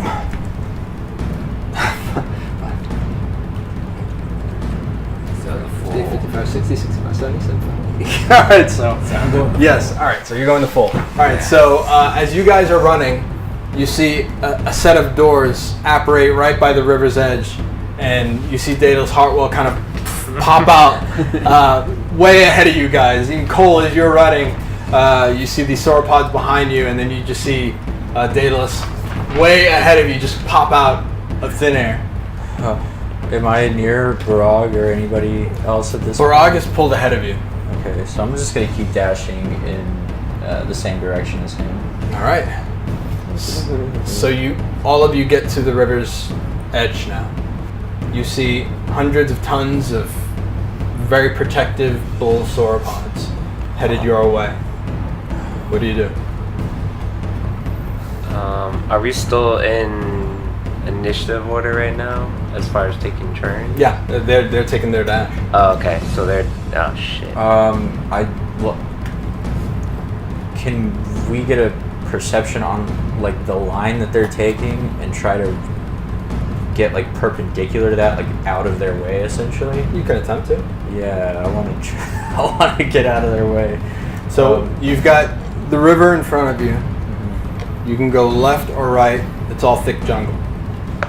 You'll be at disadvantage, obviously, because it's considered difficult terrain. Okay. I'm going to turn to these two, say, let's get out of their way, and I'm gonna say we came from that This direction, direction, going that way. right? So we could go our left would be this way along the river. You were supposed to go that way. You're going that way now, but you see a river going in that direction. so I can follow it in this direction and potentially get out of the way of the Potentially. potential. Okay, yeah. So I'm gonna say let's get out of their way, and I take off, making sure to stay along the river, but I take off in this direction. Okay. Yeah. All right. So that is a difficult terrain. Okay. There's no trail there. So you'll be at half speed. So if you're going at a full dash, you're just going 30. Okay. Okay. I'm gonna do that. All right. Cool. So wait, it was their turn. Oh, Barag. I'm pretty much just gonna dash along the river. Like, So you're to the you're left. going into the jungle. Yeah, I'm going to the left. Okay. So I'm just gonna dash. Daedalus, you're at the river's edge. Okay, so which way would you run? You see Kohl and Barag kind of peel off to the left into the jungle. So I'm gonna run after them. Okay. All right. So all of you are at half movement, at a full dash. Yeah. Where is it? Where is it? Okay, so they will be running at a full dash. Who's the last one? Daedalus was the last one, right? Yeah. Okay. Oh no. So 19. Yeah, that ends. You take 30 points of bludgeoning damage as you hear the crack of their tail like whip around, like, and it slices right through a couple of saplings, and it hits Daedalus dead in the chest. I am in very, very, very bad shape. I need you to make, I'm gonna say, an athletics check. 2-point health. Oh. 6. 6. Just with the force and the impact of this tail whip, Daedalus just gets hurtled right into the middle of the river. Almost like when you throw a rock and you skim it, you see Daedalus like gets skimmed like a flat rock before he hits the and he's like right in the middle of the river. There are more attacks to come. Hold on. 21 to hit. Yeah. Barag. Damn. That 20 armor class did me no good. Yeah. Oh my god, I rolled 3 ones. That's beautiful. I love that. That's amazing. So you take 19 points of bludgeoning damage. That still does not do that good though. I need you to make a strength check of 14, please. I made 14. All right. Exactly. All right. Luckily, so you kind of feel your knees buckle as you get hit with the sauropod foot, and you almost fell prone, but you were able to fight it. Next up God. is Kohl. Natural 2. Oh. So you see this sauropod foot pad miss. Only 3 get an attack because the rest are right behind. So, but you see about 7 more behind the 3 that you guys are trying to wrangle with right now. All right, so that is going to end their turn. Barag, you're up. And I noticed Daedalus get hit, right? You saw it. You heard the tail like a whip. And you see him get hit right in the chest, and he just skims right on the river water until he sinks right in the middle. So I'm in melee range of the sauropods. Mm-hmm. Okay. I'm going to disengage and jump in the river and go towards where Daedalus is. Okay. I'm gonna take full movement to however far close enough I can get to him. Okay. I don't know how wide. I won't say a dexterity check is needed here because there's only 3 in front of you right now. It's not like you're in the middle of a stampede. Mm-hmm. You're kind of like right in the front of a stampede. If that makes sense. Okay, yeah. Right, so you just take your full movement and you get right into the water after you see Daedalus go down. Yep. Armor plate and water. Don't go well together. Yeah, you're going to be at disadvantage on athletics checks for swimming. All right, so Daedalus.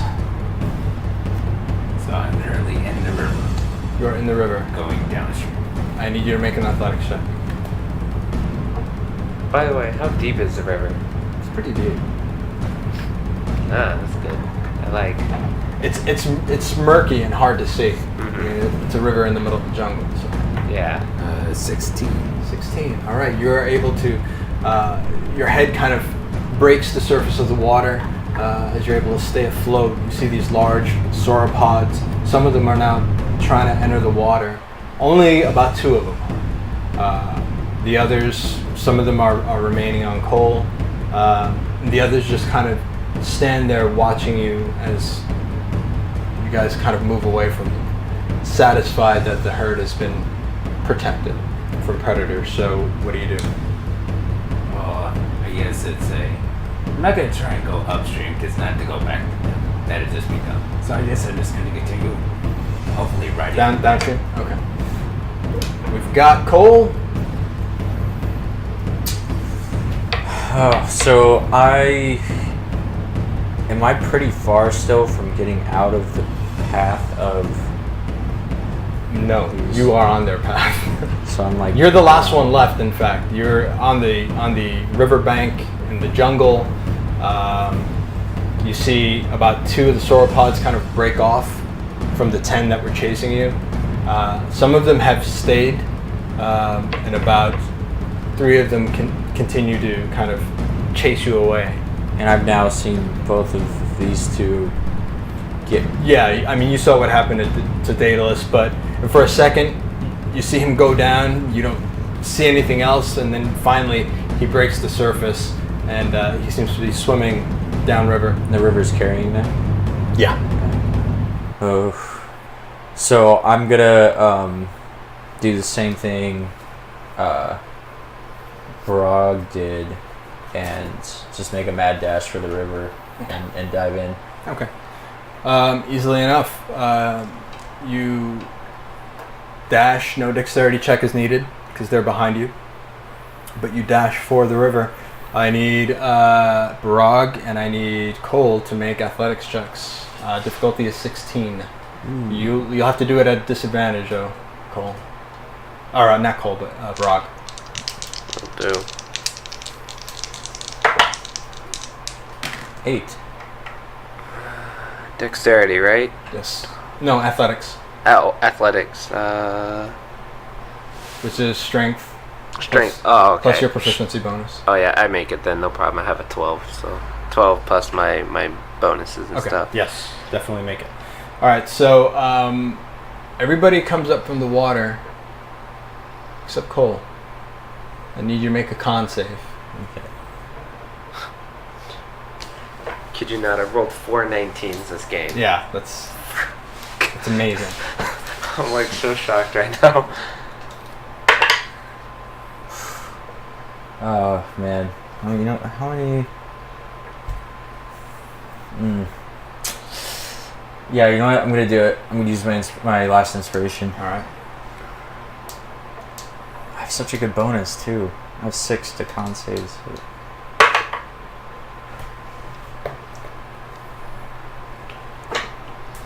It's a single-digit number.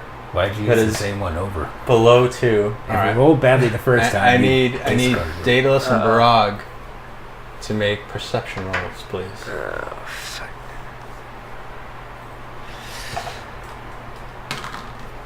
Uh, 13? 15. 15.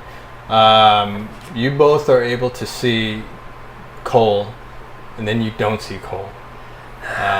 So I need you guys to make athletics checks to try to get to him, if you'd like. I am going to see wherever he went. I will go for him. Well, you both have a pretty good idea, and you both kind of look at each other and like, he's not coming back up. Yeah. Again, the city boy. I'm going home. Right. Screw Hopefully, camping! Yeah. hopefully not I'm literally. going to turn in my final piece of inspiration. 16. 16, alright. And I'm going to re-roll this one. Okay. This one, I'm going to re-roll another one. Let's see here. And let's show you. See, 11. 11. Alright. What's your armor class?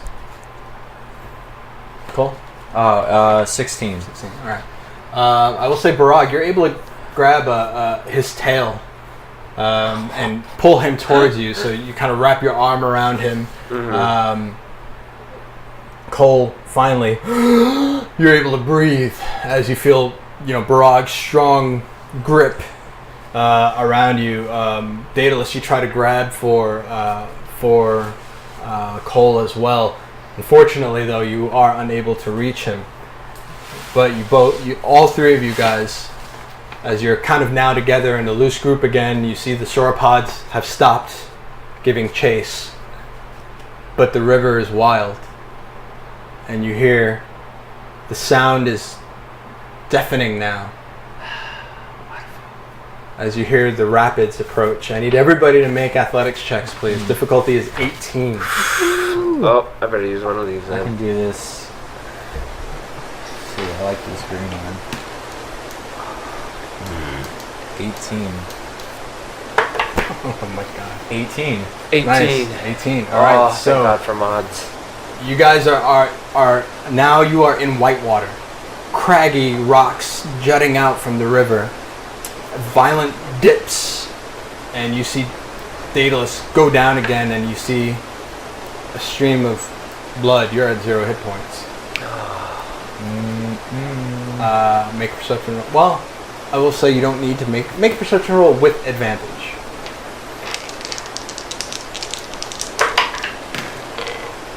This one's cocked.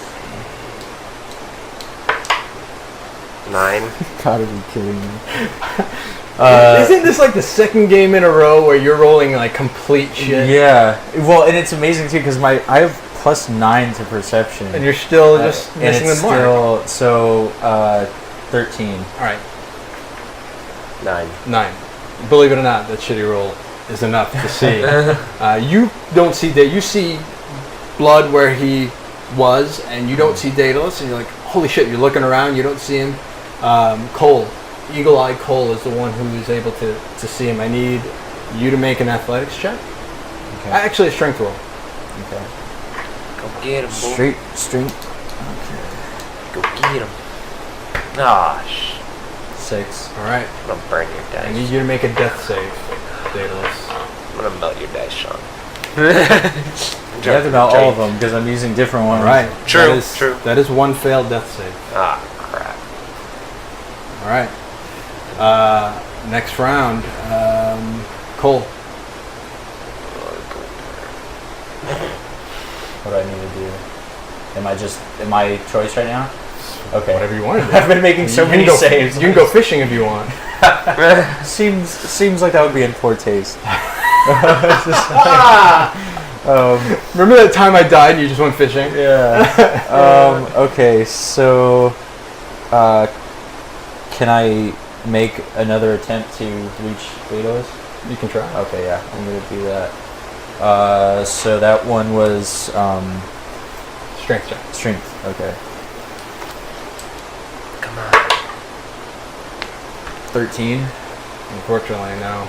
Ugh. You are unable to grab hold of him. You know where he is. You think you know where he is, but the violent rapids. You're both traveling away from each other. Sometimes closer to each other. Sometimes you feel him bump you, and you try to grab him, and you miss. So before the end of my turn, I turn Barag and I point to the best of my ability to where I think Daedalus is. I say he's somewhere in there. I can't get him. You want me to go down there and get him in heavy plate armor? Ah, Do what you wish. fine. I guess I will attempt to find Daedalus where Go ahead and make a strength check. he's not there. Come on. Come on. 11, 12, 13, 14, 15, 16. It's enough. So you grab him. You feel his coat, and you manage to pull him up out of the water. You see him bleeding some more from his head. Obviously, he took a bad hit from a rapid. Ouch. Daedalus.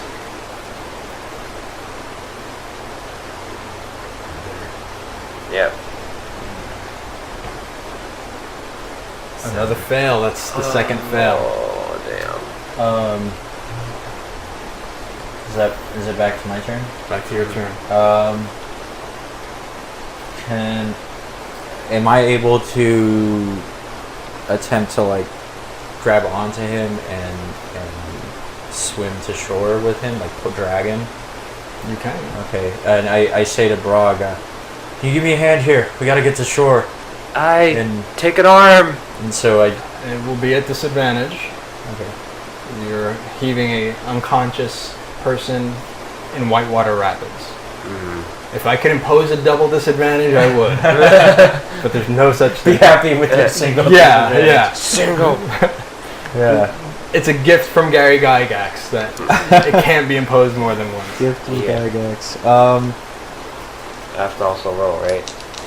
Okay. So we're both rolling for this, or can he roll because? Okay, so it would be a disadvantage if you're doing it by yourself. If he's helping you, it Yeah. would cancel out the disadvantage and it would be just a regular ass roll.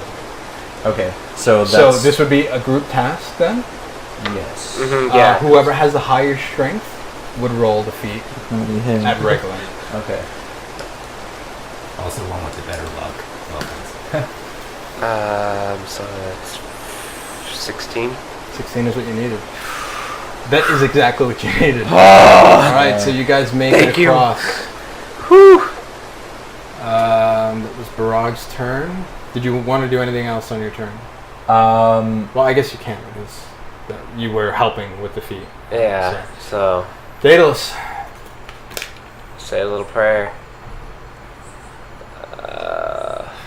If you I'm fail, pulling for you, buddy. yeah, you better. Yeah, it's a success. Oh, One success. The dice on that tray have a habit of like tipping really hard, and so I'm just like, like it's like real slow. It's like watching a basketball like circle the rim, you know? Yeah. You're gonna go in. All right, so 1 success, 2 failures. We have a chance to save him now. But you guys make it to terra firma. You are on solid ground now. Yes. Now I can fish. All right. So, Kohl, your turn. So Although you're out of combat, so technically there's no turns now. So. Okay. Well, I take the top off of one of the health potions I was given and pour it down his gullet as gracefully as I can. Okay. So you get 2d4 plus 2 as you take the small tube of bless you, glimmering red magical liquid. You open up Daedalus's mouth, you pour it in there. Some of it gurgles out a little bit, but you get 2d4 plus 2, and you are no longer in danger of dying. 5, 6. So now I'm Wake at up! So now I'm at 7 health. Yay. So that's where I am. All right. So, Daedalus, you start to open your eyes. First you see nothing but gray, and then you see your vision begin to focus as you see Daedalus and Barag, or Kohl and Barag looking over you. Your head's still cracked and bleeding, but the cut has actually become a bit smaller since you've taken that healing potion. What do you do? Where am I? What happened? Where we are is a good question. I don't quite know that myself. Make a perception roll. Okay. Let's see. 18. Okay, I rolled for it. The map is lost. Ah, shit. Can't seem to find my map, but we made it out of the river. Hey, dig out that head of yours. Which way's north? Yeah, I reach into my pack, pull out the head, rip off the binding. Hey, Why am I so wet? It's so wet here. I just breathe. Jackass. And you know what I do to him? I just go, just do a hot breath on him. I You hate dry now? I hate your guts. And I just dunk him in the river real quick and pull him back out. Why? Just tell me where north is. Stop bitching. It's at 3 o'clock. Walk 3 o'clock, that's north. You jackass. 3 o'clock, that doesn't really help. But okay, what time is it? It's not time, it's direction. No, I'm asking you what the time is. I know the direction. It's 1:30. Oh. What's wrong with that jackass over there? Bleeding from his head. He just went through a river. Oh, Well, You we made just it. went through a river. Yes, I made it. that's too bad. So I was like, here, give him here. What are you gonna do? No! Pass him over No! to Daedalus. Here you go. No! One more dip. Here you go. You understand that I'm dead and I don't need to breathe, right? Yeah, You but you don't. jackass. But you don't like being wet, so. Oh, I will never understand this. Why don't you leave me on the outside of your pack? That way I can lead this team as it needs to be led. Because obviously, Terra's not here. Well, duh. No, duh. I blame her for this. Did one of you guys eat her? Did you kill her and eat her for supper? No. And I tied the binding around his No. mouth and put him on the front of my pack. So you see the head kind of turns and rotates. Obviously, does not like to be bound. Make a sleight of hand check. See how good this binding is. What do I use for this slide? Oh, wait. Sleight of hand. 7. 7. Okay. All right. So he tells you what direction north is. What do you guys do? And the direction of the ship before we lost the map we knew the general direction, right? They told us. Yeah, you knew, but that was before sauropod and rapids. Yeah. It was... Right now, you don't even know what planet you're on. Well, I think I remember we were General moving the south. Captain told us it was south, if I remember correctly. Well, if north is that way, and I point to 3 o'clock, and I say, well then, if I remember correctly, the captain told us it was south, so we need to travel south towards I think the we coast. need to get back on trail if we can, but then again... There is no those trail out here. You things- see this? Well, if those things find us, we're just going to be in the same position. Make a perception roll.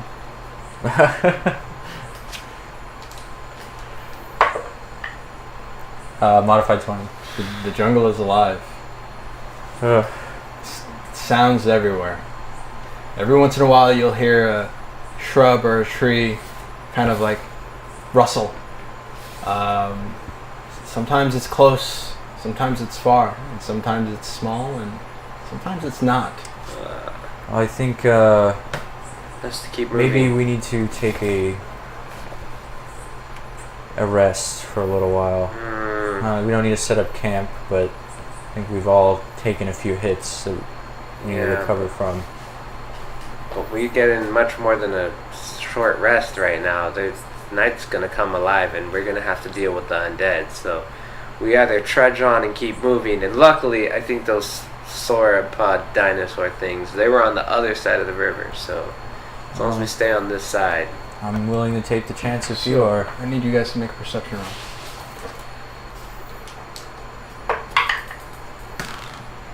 13. 15. Okay. 11. 11. Easy enough. It was only a difficulty of 10. As you guys are kind of sussing out what is your next course of action. Downriver,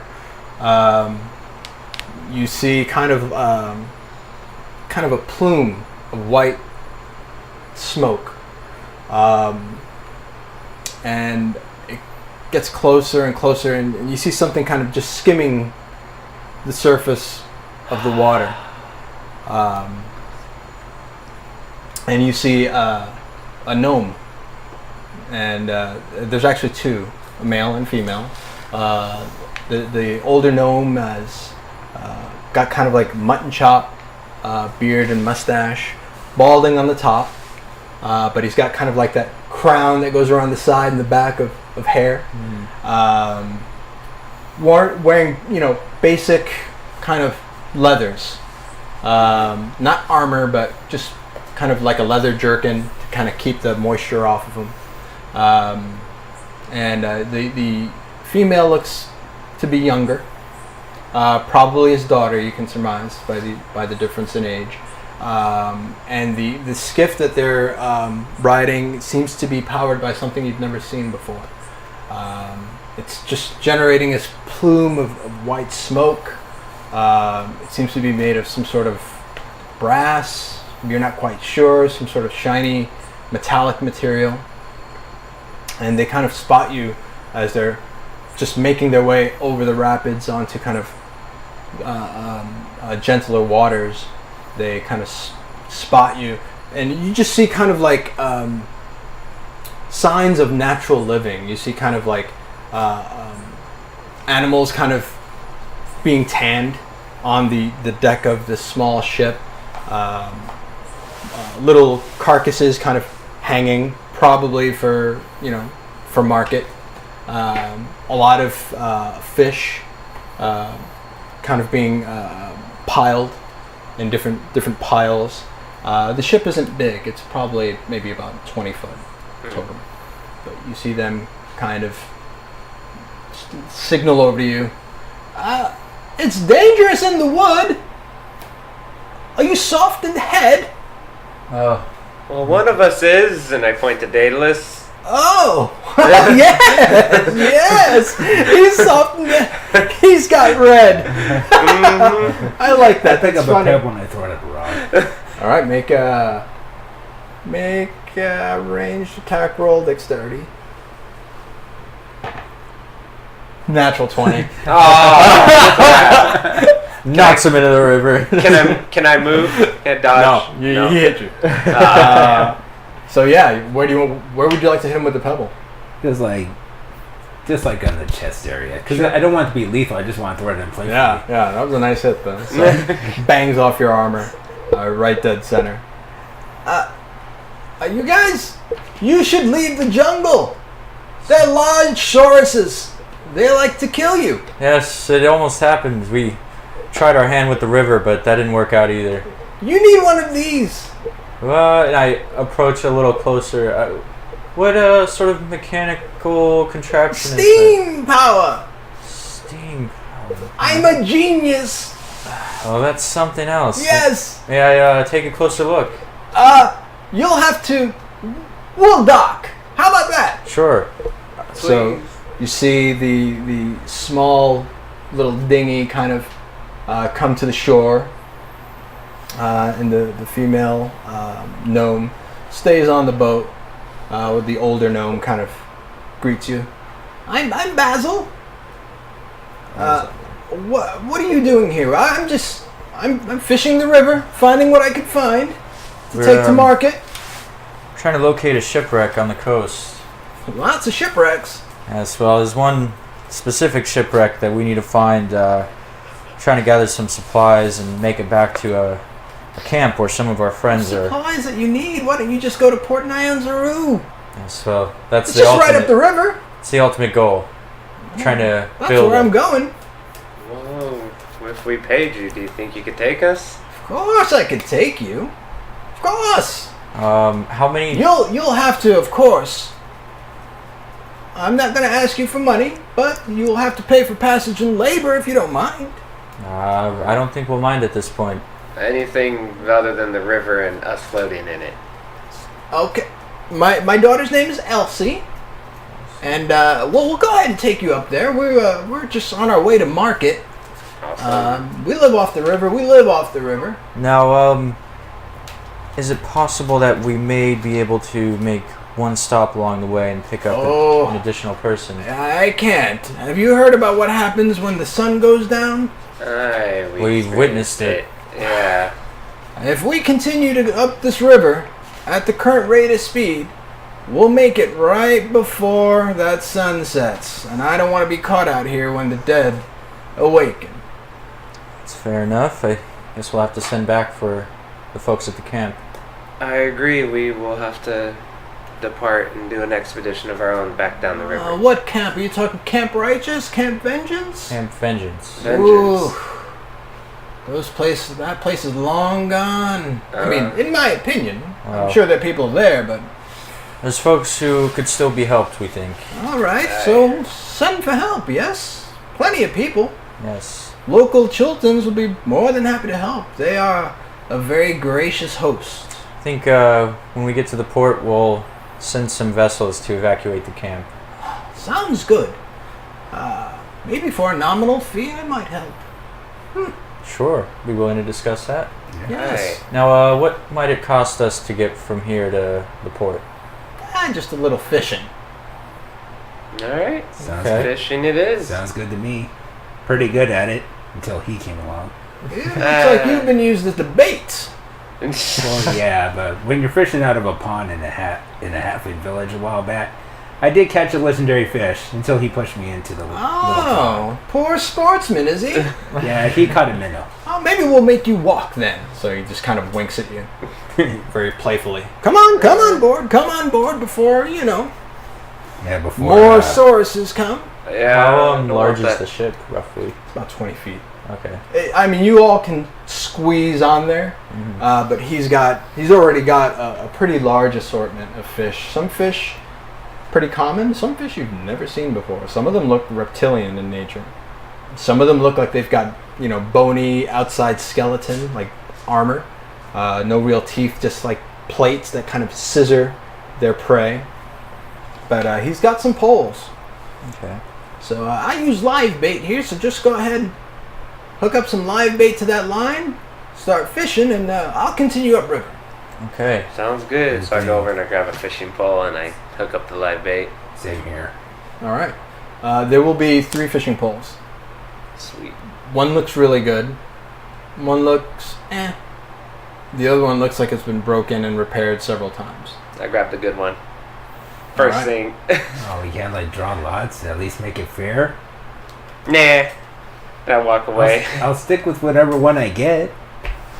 So I look at the two that are left.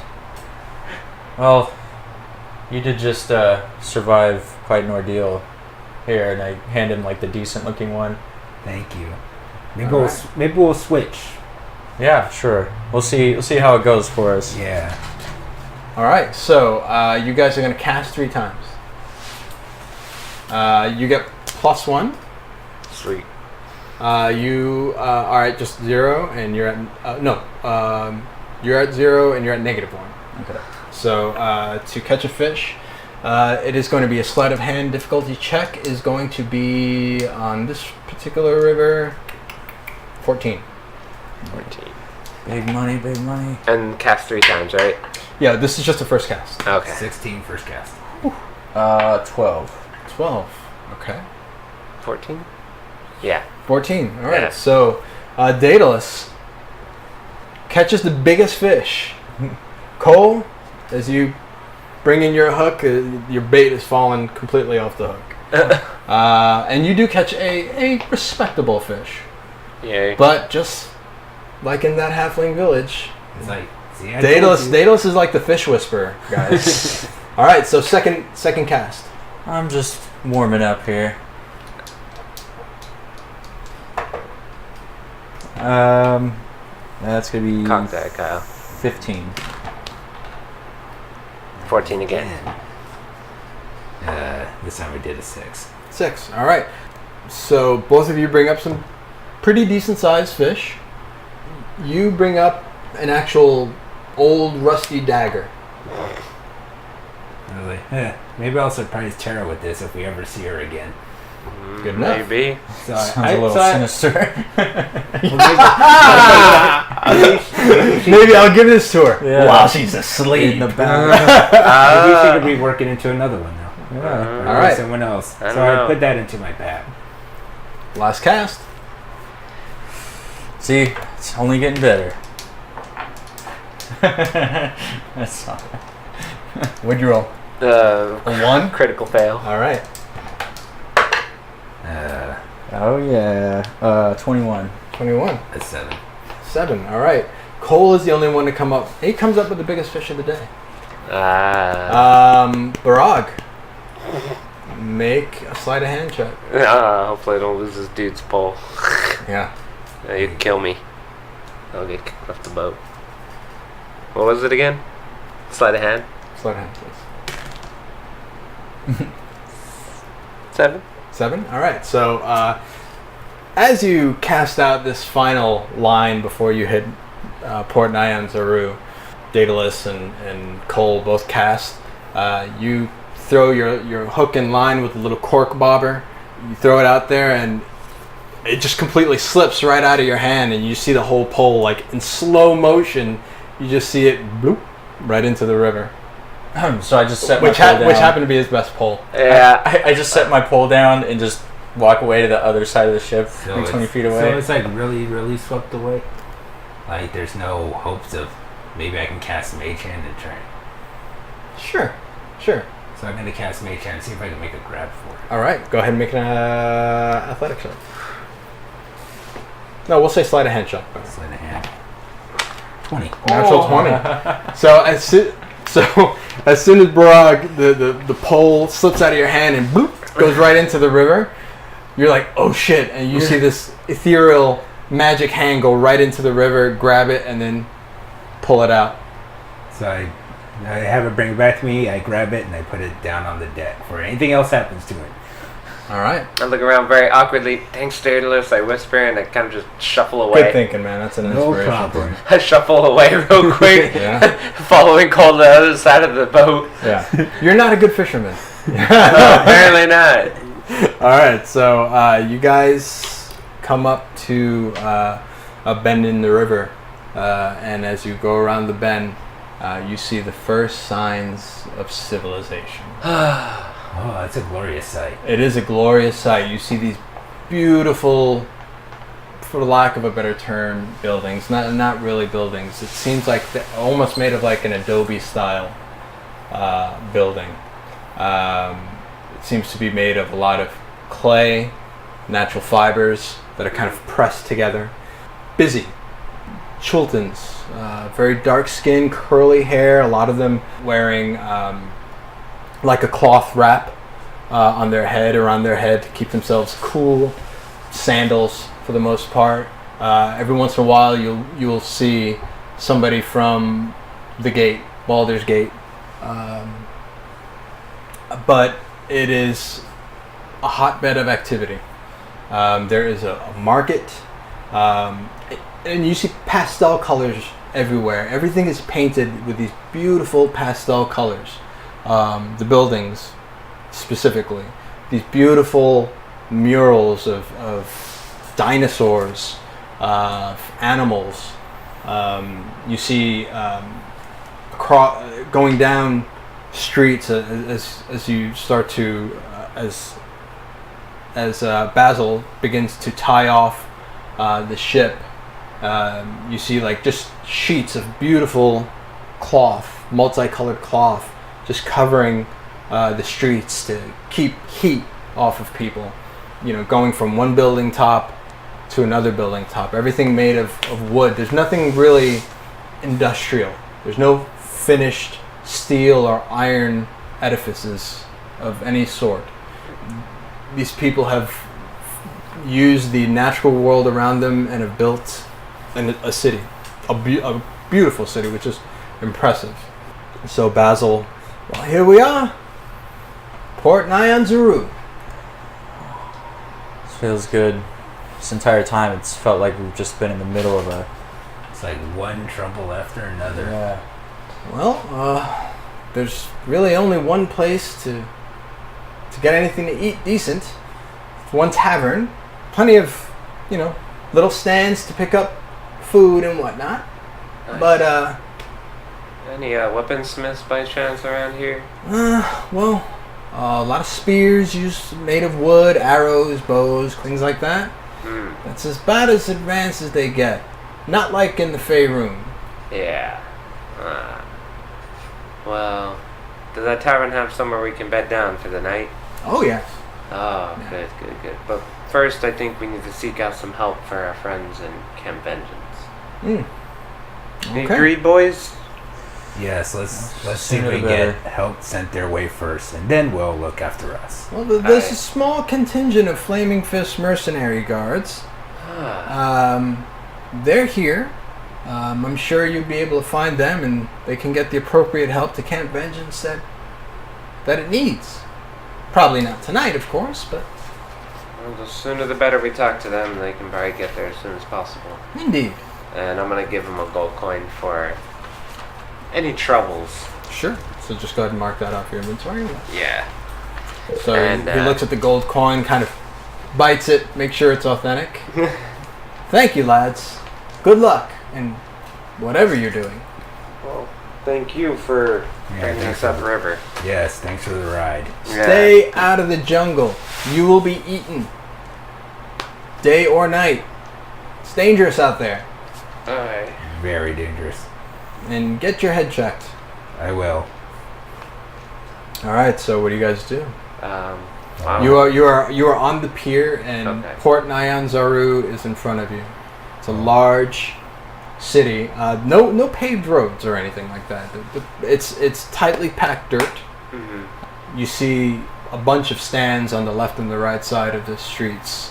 Again, colorful tapestries and cloths kind of make these awnings, and you see all manner of food being cooked. You smell cooking meat and the different spices that are being used. Kind of fills your nostrils, and you guys really haven't had much to eat since even before Camp Vengeance. Really, since you cast away. Yeah. Maybe I'll just go get something to eat real quick before we track down these flaming fists.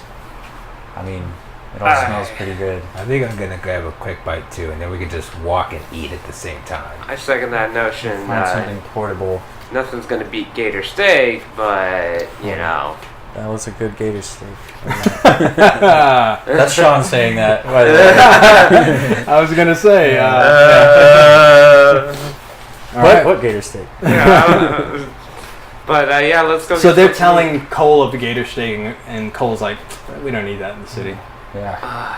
gator Sounds steak and be but good. it's really, really good. It's delicious, man. You If we say can get a so. hold of some gator steak here, it's the first thing I'm eating. Oof. So you see, a bunch of native Chultans. A lot of the males have very long beards that are decorated with, beautiful beads, wrapped leathers, things like that. One of the first stands that you come up to is a stand that is selling like fish on like a kebab, but there's all kinds of different meats. I'm gonna go and keep searching for some meat. Okay. So you do find it's something that smells like mutton, like a lamb of some sort or a goat. I'll try to find something that's like that, like in kebab form. Okay. You also do find Saurus kebabs. Ooh. Yeah. Like dinosaur. Ooh. You know what? Do we recognize, like, we know that's what it is when we see it? They're advertising it. There's like a mural of a dinosaur with a skewer through it. You know what? And you can just hear the meat kind of sizzling on this. What they do is they take a shield, an old flaming fish shield, and just like Mongolian barbecue, with a stick, they're just moving that dinosaur meat around. And you can hear it sizzling. You can smell the spices. I think I've made my decision, and I go over and purchase one of those. All right. I buy the mutton or lamb. All right. So I'm gonna do the source. okay, 3 coppers each. So I pass over copper. Yeah, that sounds good. So yeah, the mutton tastes good. A little heavy, but good. It's gonna sit in your stomach, you know that. But lamb usually does. It's a heavy meat. The dinosaur, surprisingly enough, tastes like chicken. Tastes like chicken. Fancy that. See, those dinosaurs thought they could get us, but look at that. Yeah. We got them. So as you guys are enjoying your ancient reptile on a stick and lamb, you guys hear music. There are street performers on the streets of Port Nyanzaru, and but you hear music. Fancy. Maybe we could just listen to some music before we find the flaming fist. Is it our favorite band? Finish our food. I don't know. Would you like to check it out? Yeah, I'll let you check it out and see if it is our favorite band. Okay. You guys do that. I need to go find the Flaming Fist mercenary. Time is of the essence for the camp. And I depart from them to go find them. Were we told their location, the flaming fists? No. No. Okay. So I'm going to attempt to locate the Flaming Fist All mercenaries. right. Make an investigation roll. 17? 17. Yeah. Easily enough, as you're kind of walking around this strange but beautiful city, you do see a couple of Flaming Fist mercenary guards talking to a couple of the local Chultans. Mm-hmm. And as you kind of approach, you hear them saying, "As long as the walls hold, keep digging the ditches. That will keep the dead away." So you walk up. Excuse me, I hate to interrupt your Yeah. conversation. Master Dwarf. Hi, and I have the pleasure of meeting, and I look at him like, what's your name? My name's Rail. Rail, good to meet you. I'm a new arrival here, just got in the city probably not more than 5 minutes ago. I was wondering if you could help me Might I out. say, Master Dwarf, you smell something awful. Yeah, ran into some sauropods. Got kind of trampled and pissed. You're alive. That's impressive. Aye, our friend that I left behind over there, he's a little soft in the head apparently. Well, what can we do you for? You probably heard of it, Camp Vengeance, maybe? Yes, a little down south. Hi, just down the river, I heard. I just came from there. Actually survived, and we had a local gnome bring us up the river. How are things in Camp Vengeance? We send ravens, but they never get to where they want to go. Yeah, that's the problem. They need help. Oh, are they under attack? Oh, well, they're under attack every night. When we arrived in the night. We shipwrecked here, actually. We arrived there under attack, and they saved us. But they're the ones who actually need saving. There's hardly any food in the camp. A lot of them are diseased and sick, so... That is horrifying news. How many are diseased, if you don't mind my asking? I couldn't quite tell you. I don't know the exact numbers. I only know there's... Half? Most? Probably, I'd say most. There's a couple of them that are still good up and running. There's a dock there, too. But I was wondering, Captain Bonebreak. Is he alive? Breakbone, I think. Breakbone, yes. Yeah, he is alive. He's not happy, though. He's kind of... He never is. Yeah, he's not going to want to abandon the camp either, but we told him we'd send help. Someone to go downriver to the dock and get him out of there. He requests that the camp be abandoned. So he puts his hand on your shoulder, gives you a good squeeze. We'll do what must be done. Thank you. Aye, and if you need help, just let us know. I don't know where the local tavern is, but I'll probably end up being there. So he just kind of points you over to the direction that actually Daedalus and Kohl happen to be walking and following the music. The music is a native Chultan music. It's very, very different, very exotic. Lots of drums, very few wind instruments in their compositions, but a lot of percussion. And so you guys walk in. And this is in a... So we're in the tavern. In a tavern. Yes. You It's crowded. It's busy. There are flaming fists there. There are native Chultans. You see off to the right is a sand pit. And you see a female Chultan who's barely wearing anything. She's got kind of leather wraps around her fists, wearing just kind of like the bare minimum top and bottom, and leather wraps around her ankles and her legs. And as you kind of walk in, you see people gambling, screaming as they're seeing this hellacious fight. Dodges one blow. Some drunken sailor who's bid against her. She hits him 3 times and goes for a kick. She dodges and she hits him so hard that you see 3 teeth just kind of fly out of his mouth, land in the sand, and he just lands flat right on his face. You see people walking around, mostly human native Chultans. Every once in a while you'll see somebody from the mainland of Faerun. And but you do see a rather large area of gambling tables. Okay, so I'm gonna... And you see a bar, a rather large bar. So I'm gonna walk to the bar and and try and hail the bartender. So you hail the bartender. It's an actual a female elf. She is very busy tonight. You can see kind of like the hair kind of like hanging in front of her face. Beautiful, bright, blonde hair. And yes, darling, what can I get you? For now, I just want to start off with water. Just water, please. Water. Yes. All right, I'll be right back. I'll get you a water. Unreal is my name. Your name is? My name is Daedalus Hartwell. Is she heard of me? Yes. Oh, no. So her eyes kind of widen. You're Daedalus Hartwell. Yes. Wow. I did not. What is Daedalus Hartwell doing on Chult? We washed up here, and then we bumped into Camp Vengeance, trying to help them right now, but in doing so, we got washed downstream.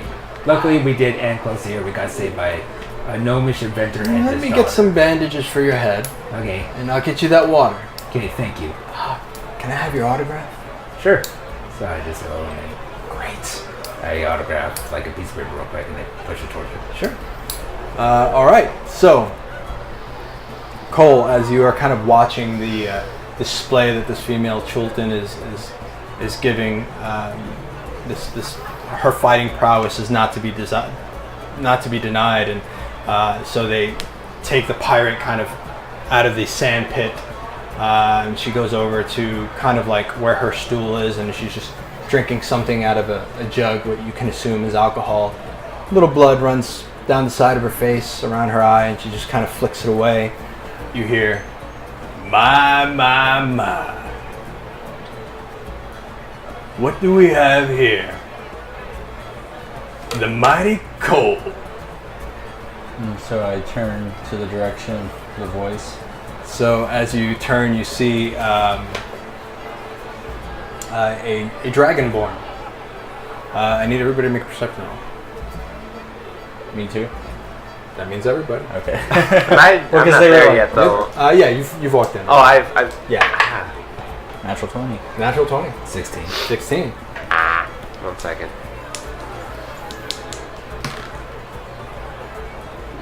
Perception? Yeah. 10. 10. All right. Actually, that should have been intelligence, not perception. I'm sorry.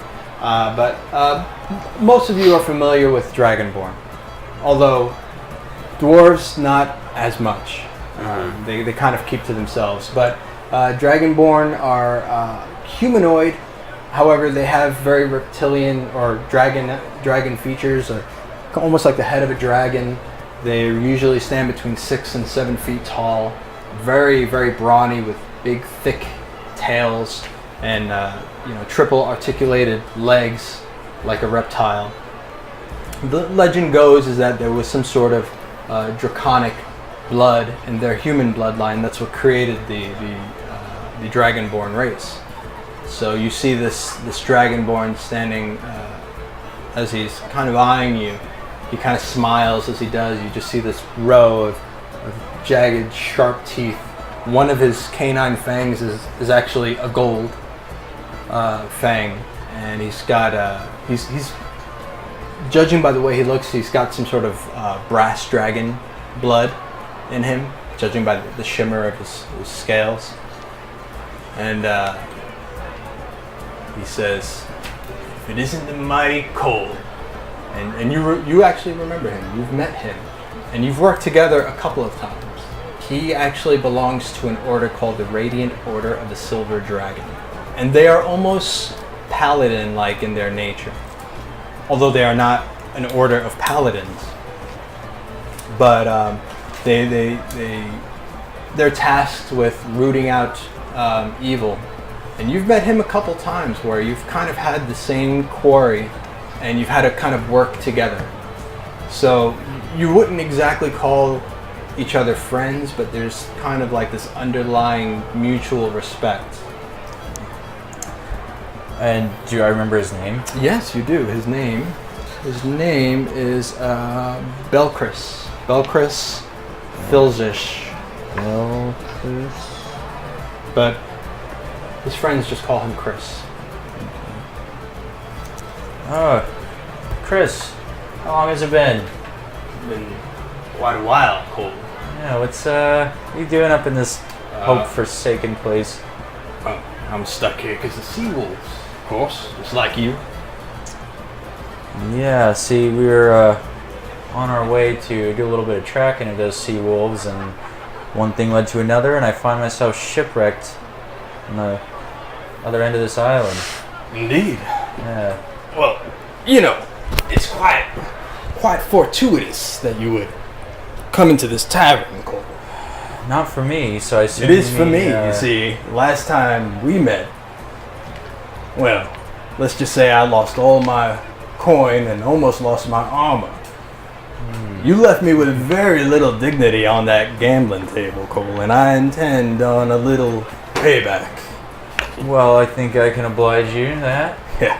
You here alone or you got boys with you?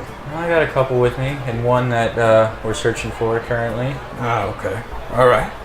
Well, why don't you mosey on over to my table, we'll get ourselves some drinks. You know what kind of drinks they have here, Kohl? I don't know much about this place. They don't have ale. They don't have mead. You know what they serve? They serve these fruity little drinks they make out of flour and grass. Can you believe it? Does it get you drunk? It's potent, but they serve it with an umbrella. It's very, very emasculating, Kohl. Oh. But I figure it's right up your alley. Oh. Well, you know, if we're gonna gamble, you better have some more coin and armor for me. Oh, I got coin. I've been running this place ragged. Ah, okay. Cool. I'm ready for you this time, Kohl. I think we can work something out. I'll just take that umbrella out before I get to the table. Go get your boys. I'll get the first rounds on me. All right. And so I do. I locate Daedalus and Barag. So you see Daedalus with a bloody bandage on his head, drinking some water at the bar. And Barag has just walked in and has kind of surveilled the establishment. Well, I suppose you needed the bandage. I didn't think you'd find one here, but... Yeah, I didn't think I would either. I just wanted some water. Well, and is Barag close by, or is he's still Yeah, you've seen him just come in. Well, it seems like we have a bit of a challenge proposed to us. You guys feel like doing a bit of gambling? Well, if you're leading the way, why not? Let's get him drunk first, though. Yeah, looks like the first round is bought for us by an old acquaintance of mine. And see, I sort of ran him dry last time we sat down at the gambling table, and he seems to think he can make it even or something, but... Fancy that? Well, we can have some fun. Aye, why not? And I'll make sure to get another second and third round set up already. Sounds good. Just so you know, apparently they put umbrellas in their drinks here, so you may want to pluck that out, you know, before you get to the table. Don't want to make a bad first impression here. I think I will, but I hope to get some ale. Yeah. Oh, well, as my acquaintance tells me, they don't have any here. It's down to some fruity grass drinks with umbrellas. Well, I think I'm gonna pass, and I just kind of slide my alchemy jug around and look at it and just say ale. And it fills up slowly with ale, all the way to the top. Whatever works. And that's my drink, so have fun with the Froo Froo. All right. And I take a swig. It's free Froo Froo. So I go to the bar and I retrieve my drink, and I take the umbrella out after it's served to me. Sure. And I just kind of like pocket it away real quick. Okay. All right. So what do you do? I'm following your lead. I don't gamble very much. So once we get our drinks, I'll Head over to the the gambling table. table. All right. So he's there and he's got his gaming kit, and he pulls out his dice and his cup. Kohl seems like old time. Holy shit. That'd be Daedalus Hartwell. Yeah. Hello. I'm gonna get your autograph, boy, before we leave. Okay, sure. Sure. I'm not gonna charge him for it. I don't charge anyone for my autograph. And he kind of looks over at and Barag. I think I know you. I don't think I know you, though. I think I do. I've traveled up north. Aye. Well, maybe along the way somewhere. Make an Arcana check. Arcana check. I'm pretty sure you've led armies. Am I right? 16. Aye, yeah. I have led armies. Yeah. Former general, yes. What's your name? Bill Chris. Bill Chris. My friends call me Chris, however. Well, are we friends? You can call me Bill Chris until I know yours. Aye, well, you happen to have heard of me. You don't know my name? You look familiar. Well, it's Barag. Barag Drak. House Drac, eh? Aye. Ah, nice to see you. Yeah, well, I don't seem to remember you, so... Well, you've built up quite a reputation for yourself on the battlefield. Aye. Not a good one. Don't take it in a bad way. You are dangerous with the blade. I kind of clutched my sword. Yeah, just a little. So as you kind of clutch your sword, you notice that he's got this beautiful crossbow. The crossbow that he has, and he's got like this bandolier. This bandolier has wands instead of arrows in it. It's just a bandolier of wands. Some of the spaces are missing a wand, and he's got this beautiful crossbow that looks like it's almost made of some sort of bone. The wood almost looks like it's made of like some sort of ironwood, and it almost has like a rib effect on the body of the crossbow. You kind of see this amber light kind of emanating from the crossbow, and right at the very head of the crossbow where the bolt would come out is a dragon head with the mouth kind of agape, and out of the eyes and the mouth again you see just kind of like this amber light, very kind of soft and subtle. You wouldn't be able to light a dark tunnel with it, but it seems to be some sort of like magical effect that is always there. And with that 16 you do notice that it is screaming magic. It seems the most that you can tell it is of dragonborn craft, and it is an ancient and probably legendary weapon. So we are going to do a little gambling. All right. So the game on tap that we have is, I have it here. This is gonna be fun. Yeah, it's called Liar's Dice or Pirate's Dice. Okay. May I borrow the bag? It's Are you gonna gamble Some of mine. as well? I guess the challenge is up, so I might as well be prepared. All right. I got a lot of 6-sided. We're gonna do a set of. You guys can pick performance, persuasion. You can pick sleight of hand if you intend to cheat. You can pick insight if you want to kind of see if he's bluffing. Whatever you want to do, as long as you sell it to me. So, and it'll be the higher roll wins the hand. Okay. And it's Liar's Dice. All right, so I need everybody to. So we are gonna roll whoever rolls higher. All right, so go ahead and roll Barag first, and tell me what you're gonna do. You're gonna do insight, kind of get an idea of what everybody at the table has. If you want to do a performance, if you want to kind of bluff them, however you want to do it. I'm gonna performance. I'm gonna try to bluff everybody. Okay, so what's your roll? Go ahead and roll. 6. All right, Nick. Kohl. Well, knowing that Chris is kind of out for me after last time, and never having sat down to gamble with these two, I'm gonna go with insight to kind of try to get an idea of where everybody's at. So, let's see. 19. 19.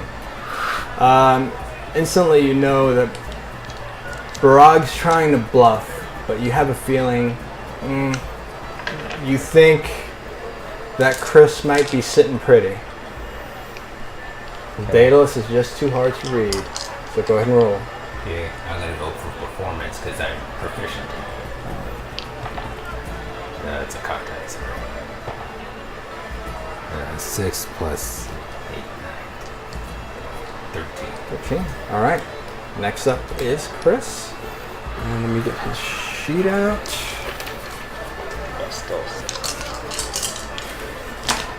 And I raise my umbrella-less glass to everybody and just tap everybody's drink and just chug the rest of it down. Okay, so what are your bets? I should have done that first. So what we think? He's coming out strong with 10 gold. Okay. Oh, I'll match that. I will match that. Yes, 10 gold. I'll stick with 10 as well. Okay, so there is a total of 40 gold in the middle of the table. Kohl got the highest roll, and he walks away with the pot. And you see Chris go, oh! And right as that's happening, I take out the little umbrella that I had kept, and I attempt to like drop it into Barag's thing, your big flask? his flask. Sure, sure. Hopefully without him noticing. All right, sleight of hand, please. Okay. Right to his jug. Right to his jug. My alchemy jug.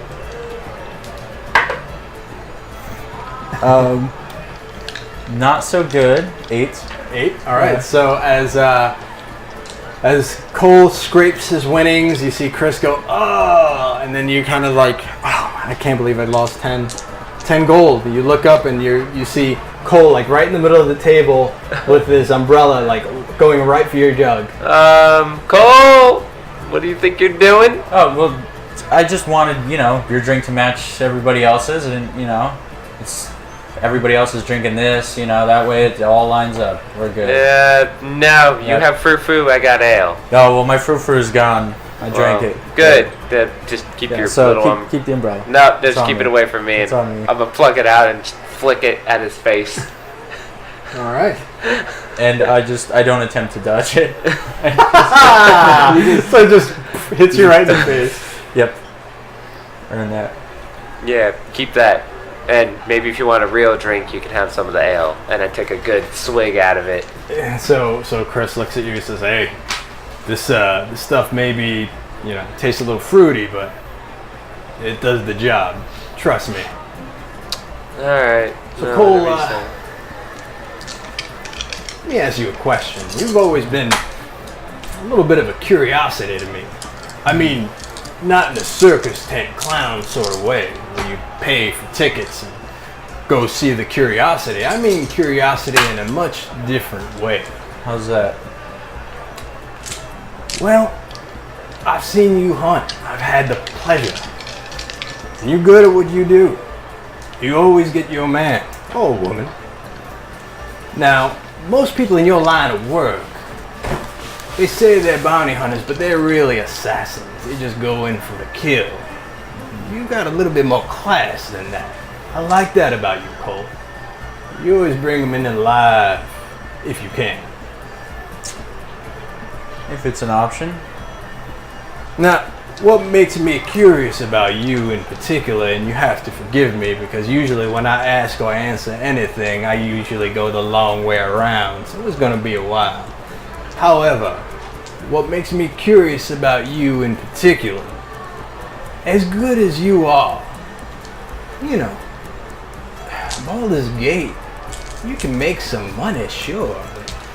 Waterdeep is bigger. Hell, you can go to Faerun and get hired by some noble. Maybe a royal. Every race has a royal. Dwarven kings, elven kings, queens. All kinds of things. Well, I think sometimes people stick to what they know. Uh-huh. I mean, until recently, you could say I pretty much had the run of the place over there. Yeah, but you ain't native to Baldur's Gate, Kohl. No, but I made my impression on the right people, and it worked out for me. But seems like I made an impression on the wrong people. They're trying to run me out of there. Gil, eh? You got it. Yeah. So, I think you may have a point. I may find myself somewhere like Waterdeep pretty soon. I have a theory. What's that? Here's my theory, Kohl. You ready for it? Sure. Everybody here at the table ready? This dwarf looks like he's sleeping. Take a swig of ale. Nah, He might be I'm soon. not sleeping. Yeah. Here's my theory, Kohl. You don't go where the money is. See? Every hunter goes where the money is. So why do you do what you do? See, you're stuck in Baldur's Gate like a tick on a dire wolf. That makes me curious. So you don't do it for the money. There's only two other things. Love. Ugly as you are, that's right off the table. He ain't pretty like me. So, that leaves only one other thing, Kohl. Vengeance. Well, you're not wrong. It's vengeance, and it's a certain kind of love too. Kohl, I like you. So I'm gonna tell you like this. You let that vengeance just fester in your heart like that. You're gonna burn up everybody around you. And you might get your vengeance. But when it's all said and done, you look in the mirror, you ain't gonna see nothing but a big pile of ash yourself. Is that how you want to live, Kohl?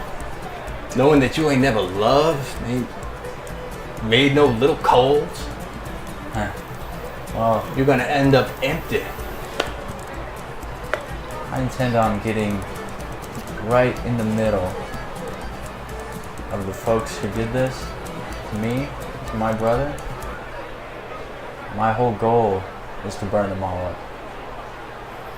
So if I go down in the process, then that's how it goes. You're too smart, you're too good. See, I see something more in you, Kohl. I do. You don't see it. Well, you know, I think That's my public service announcement for the day, Kohl, because I'm gonna take end up it. whooping your ass on this table and taking some of my money back. I take it to heart, you know. I hope But you do, Kohl. I think like you. The folks I have around me now, these two you see here, and the one that you don't. You mean the one bleeding on my table and the other one half drunk? Yeah, those ones. They're giving me the best shot at making it out of this situation alive. So once I take care of the guild, which I will, if I'm still alive, maybe I'll take your advice. I do hope you think on it.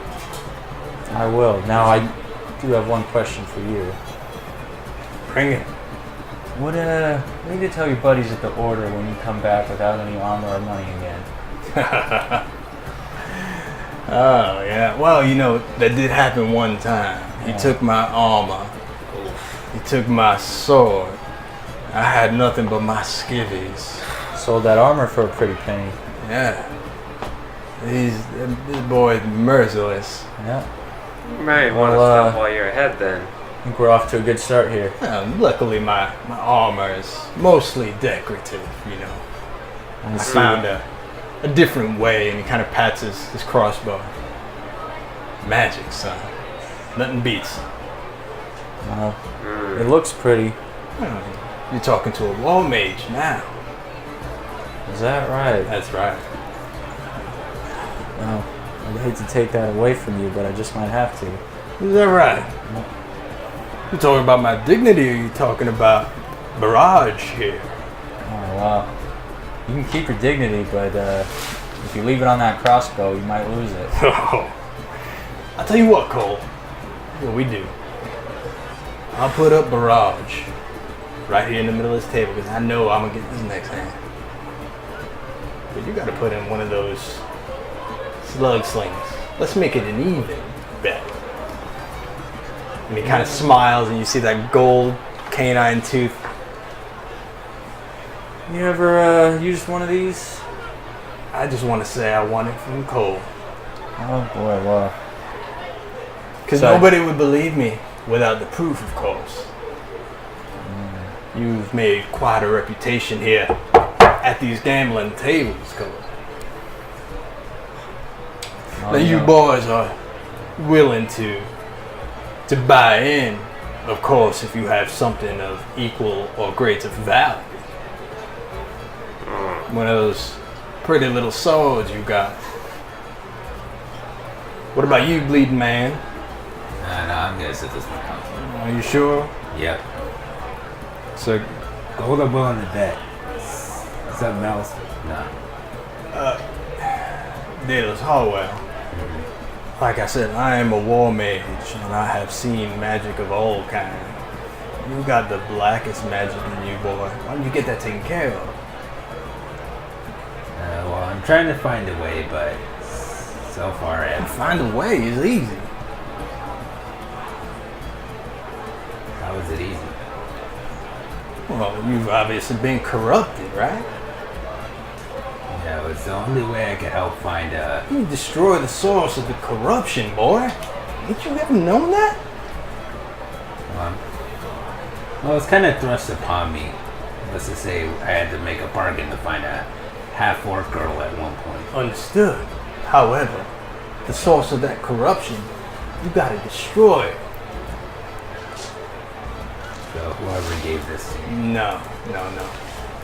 whoever gave them their power. You gotta go to the top, boy. You gotta snake rocks at the head.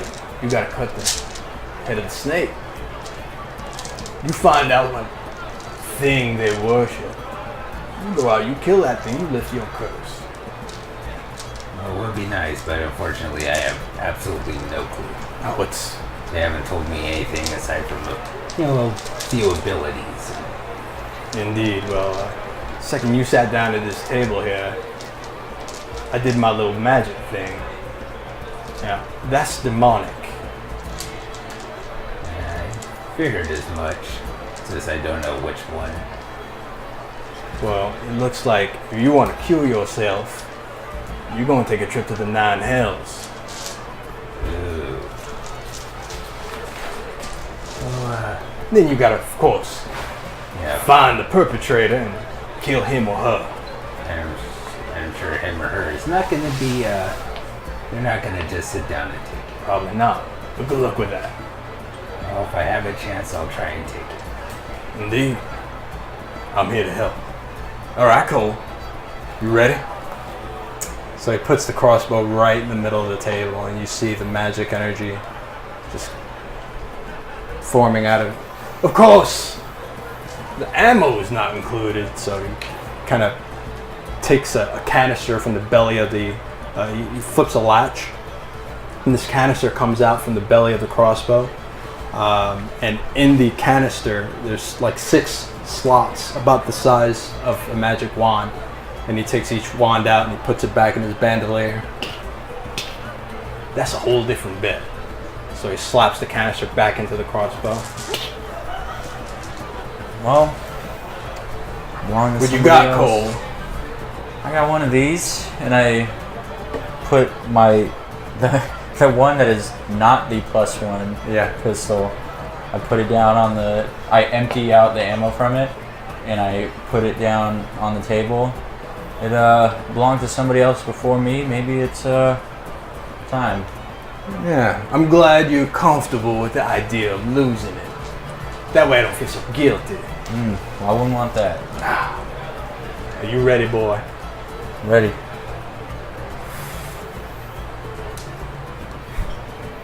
Oh, fuck! Go ahead and roll. Are we just doing straight roll? 20 roll? Yeah, well, you have to tell me what you're using. Oh, I see. Well, What are you best at? I would bring out your best. right.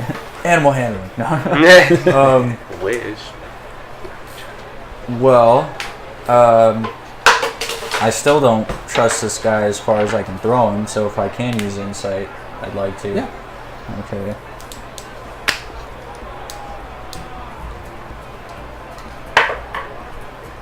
$21.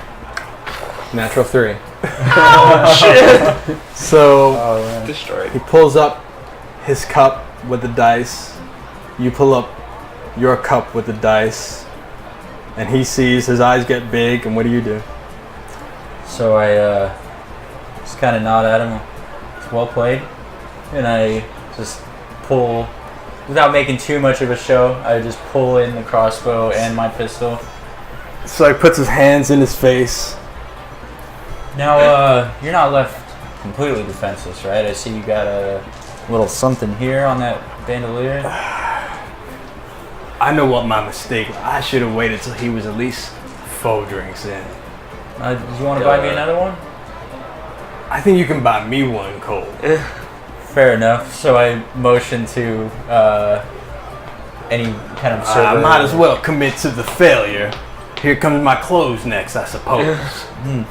Well, you mentioned something about some ammunition there. You wouldn't want to leave me completely defenseless, would you, Kohl? I mean, Well, you know, have a heart, after all. it's tempting, I gotta say. Now, is that thing you got on your chest there? Is that ammunition as well?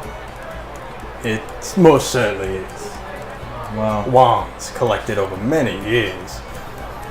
Many caverns, many dragons slayed to get this dragonborn. we slay dragons. See, there's metallic dragons, and then there's the regular dragons. See, if you run across a brass, a copper, silver dragon, you're good.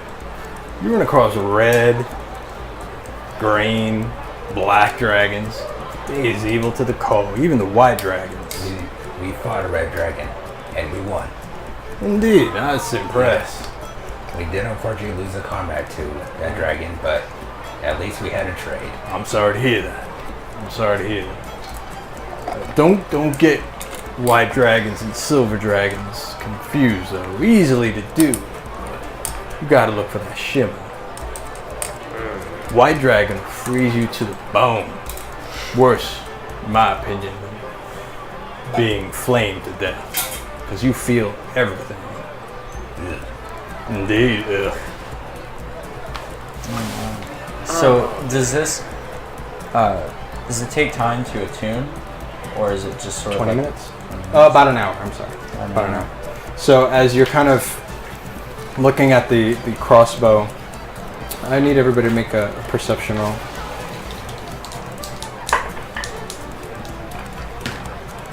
27. 27? I rolled a 1. 8. All right. I completely like You don't see it. You're busy kind of. You got your hand to your head and you're drinking your water. What did you roll, 8. Brock?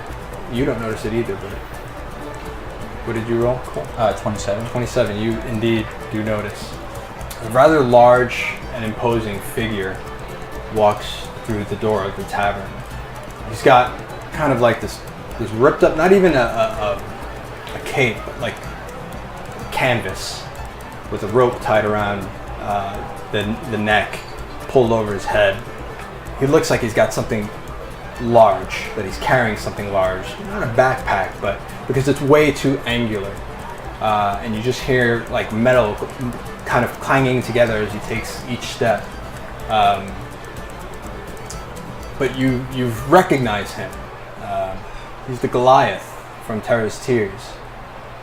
And he walks in, still has that thick chain on his bracer, attached to that malformed goblin.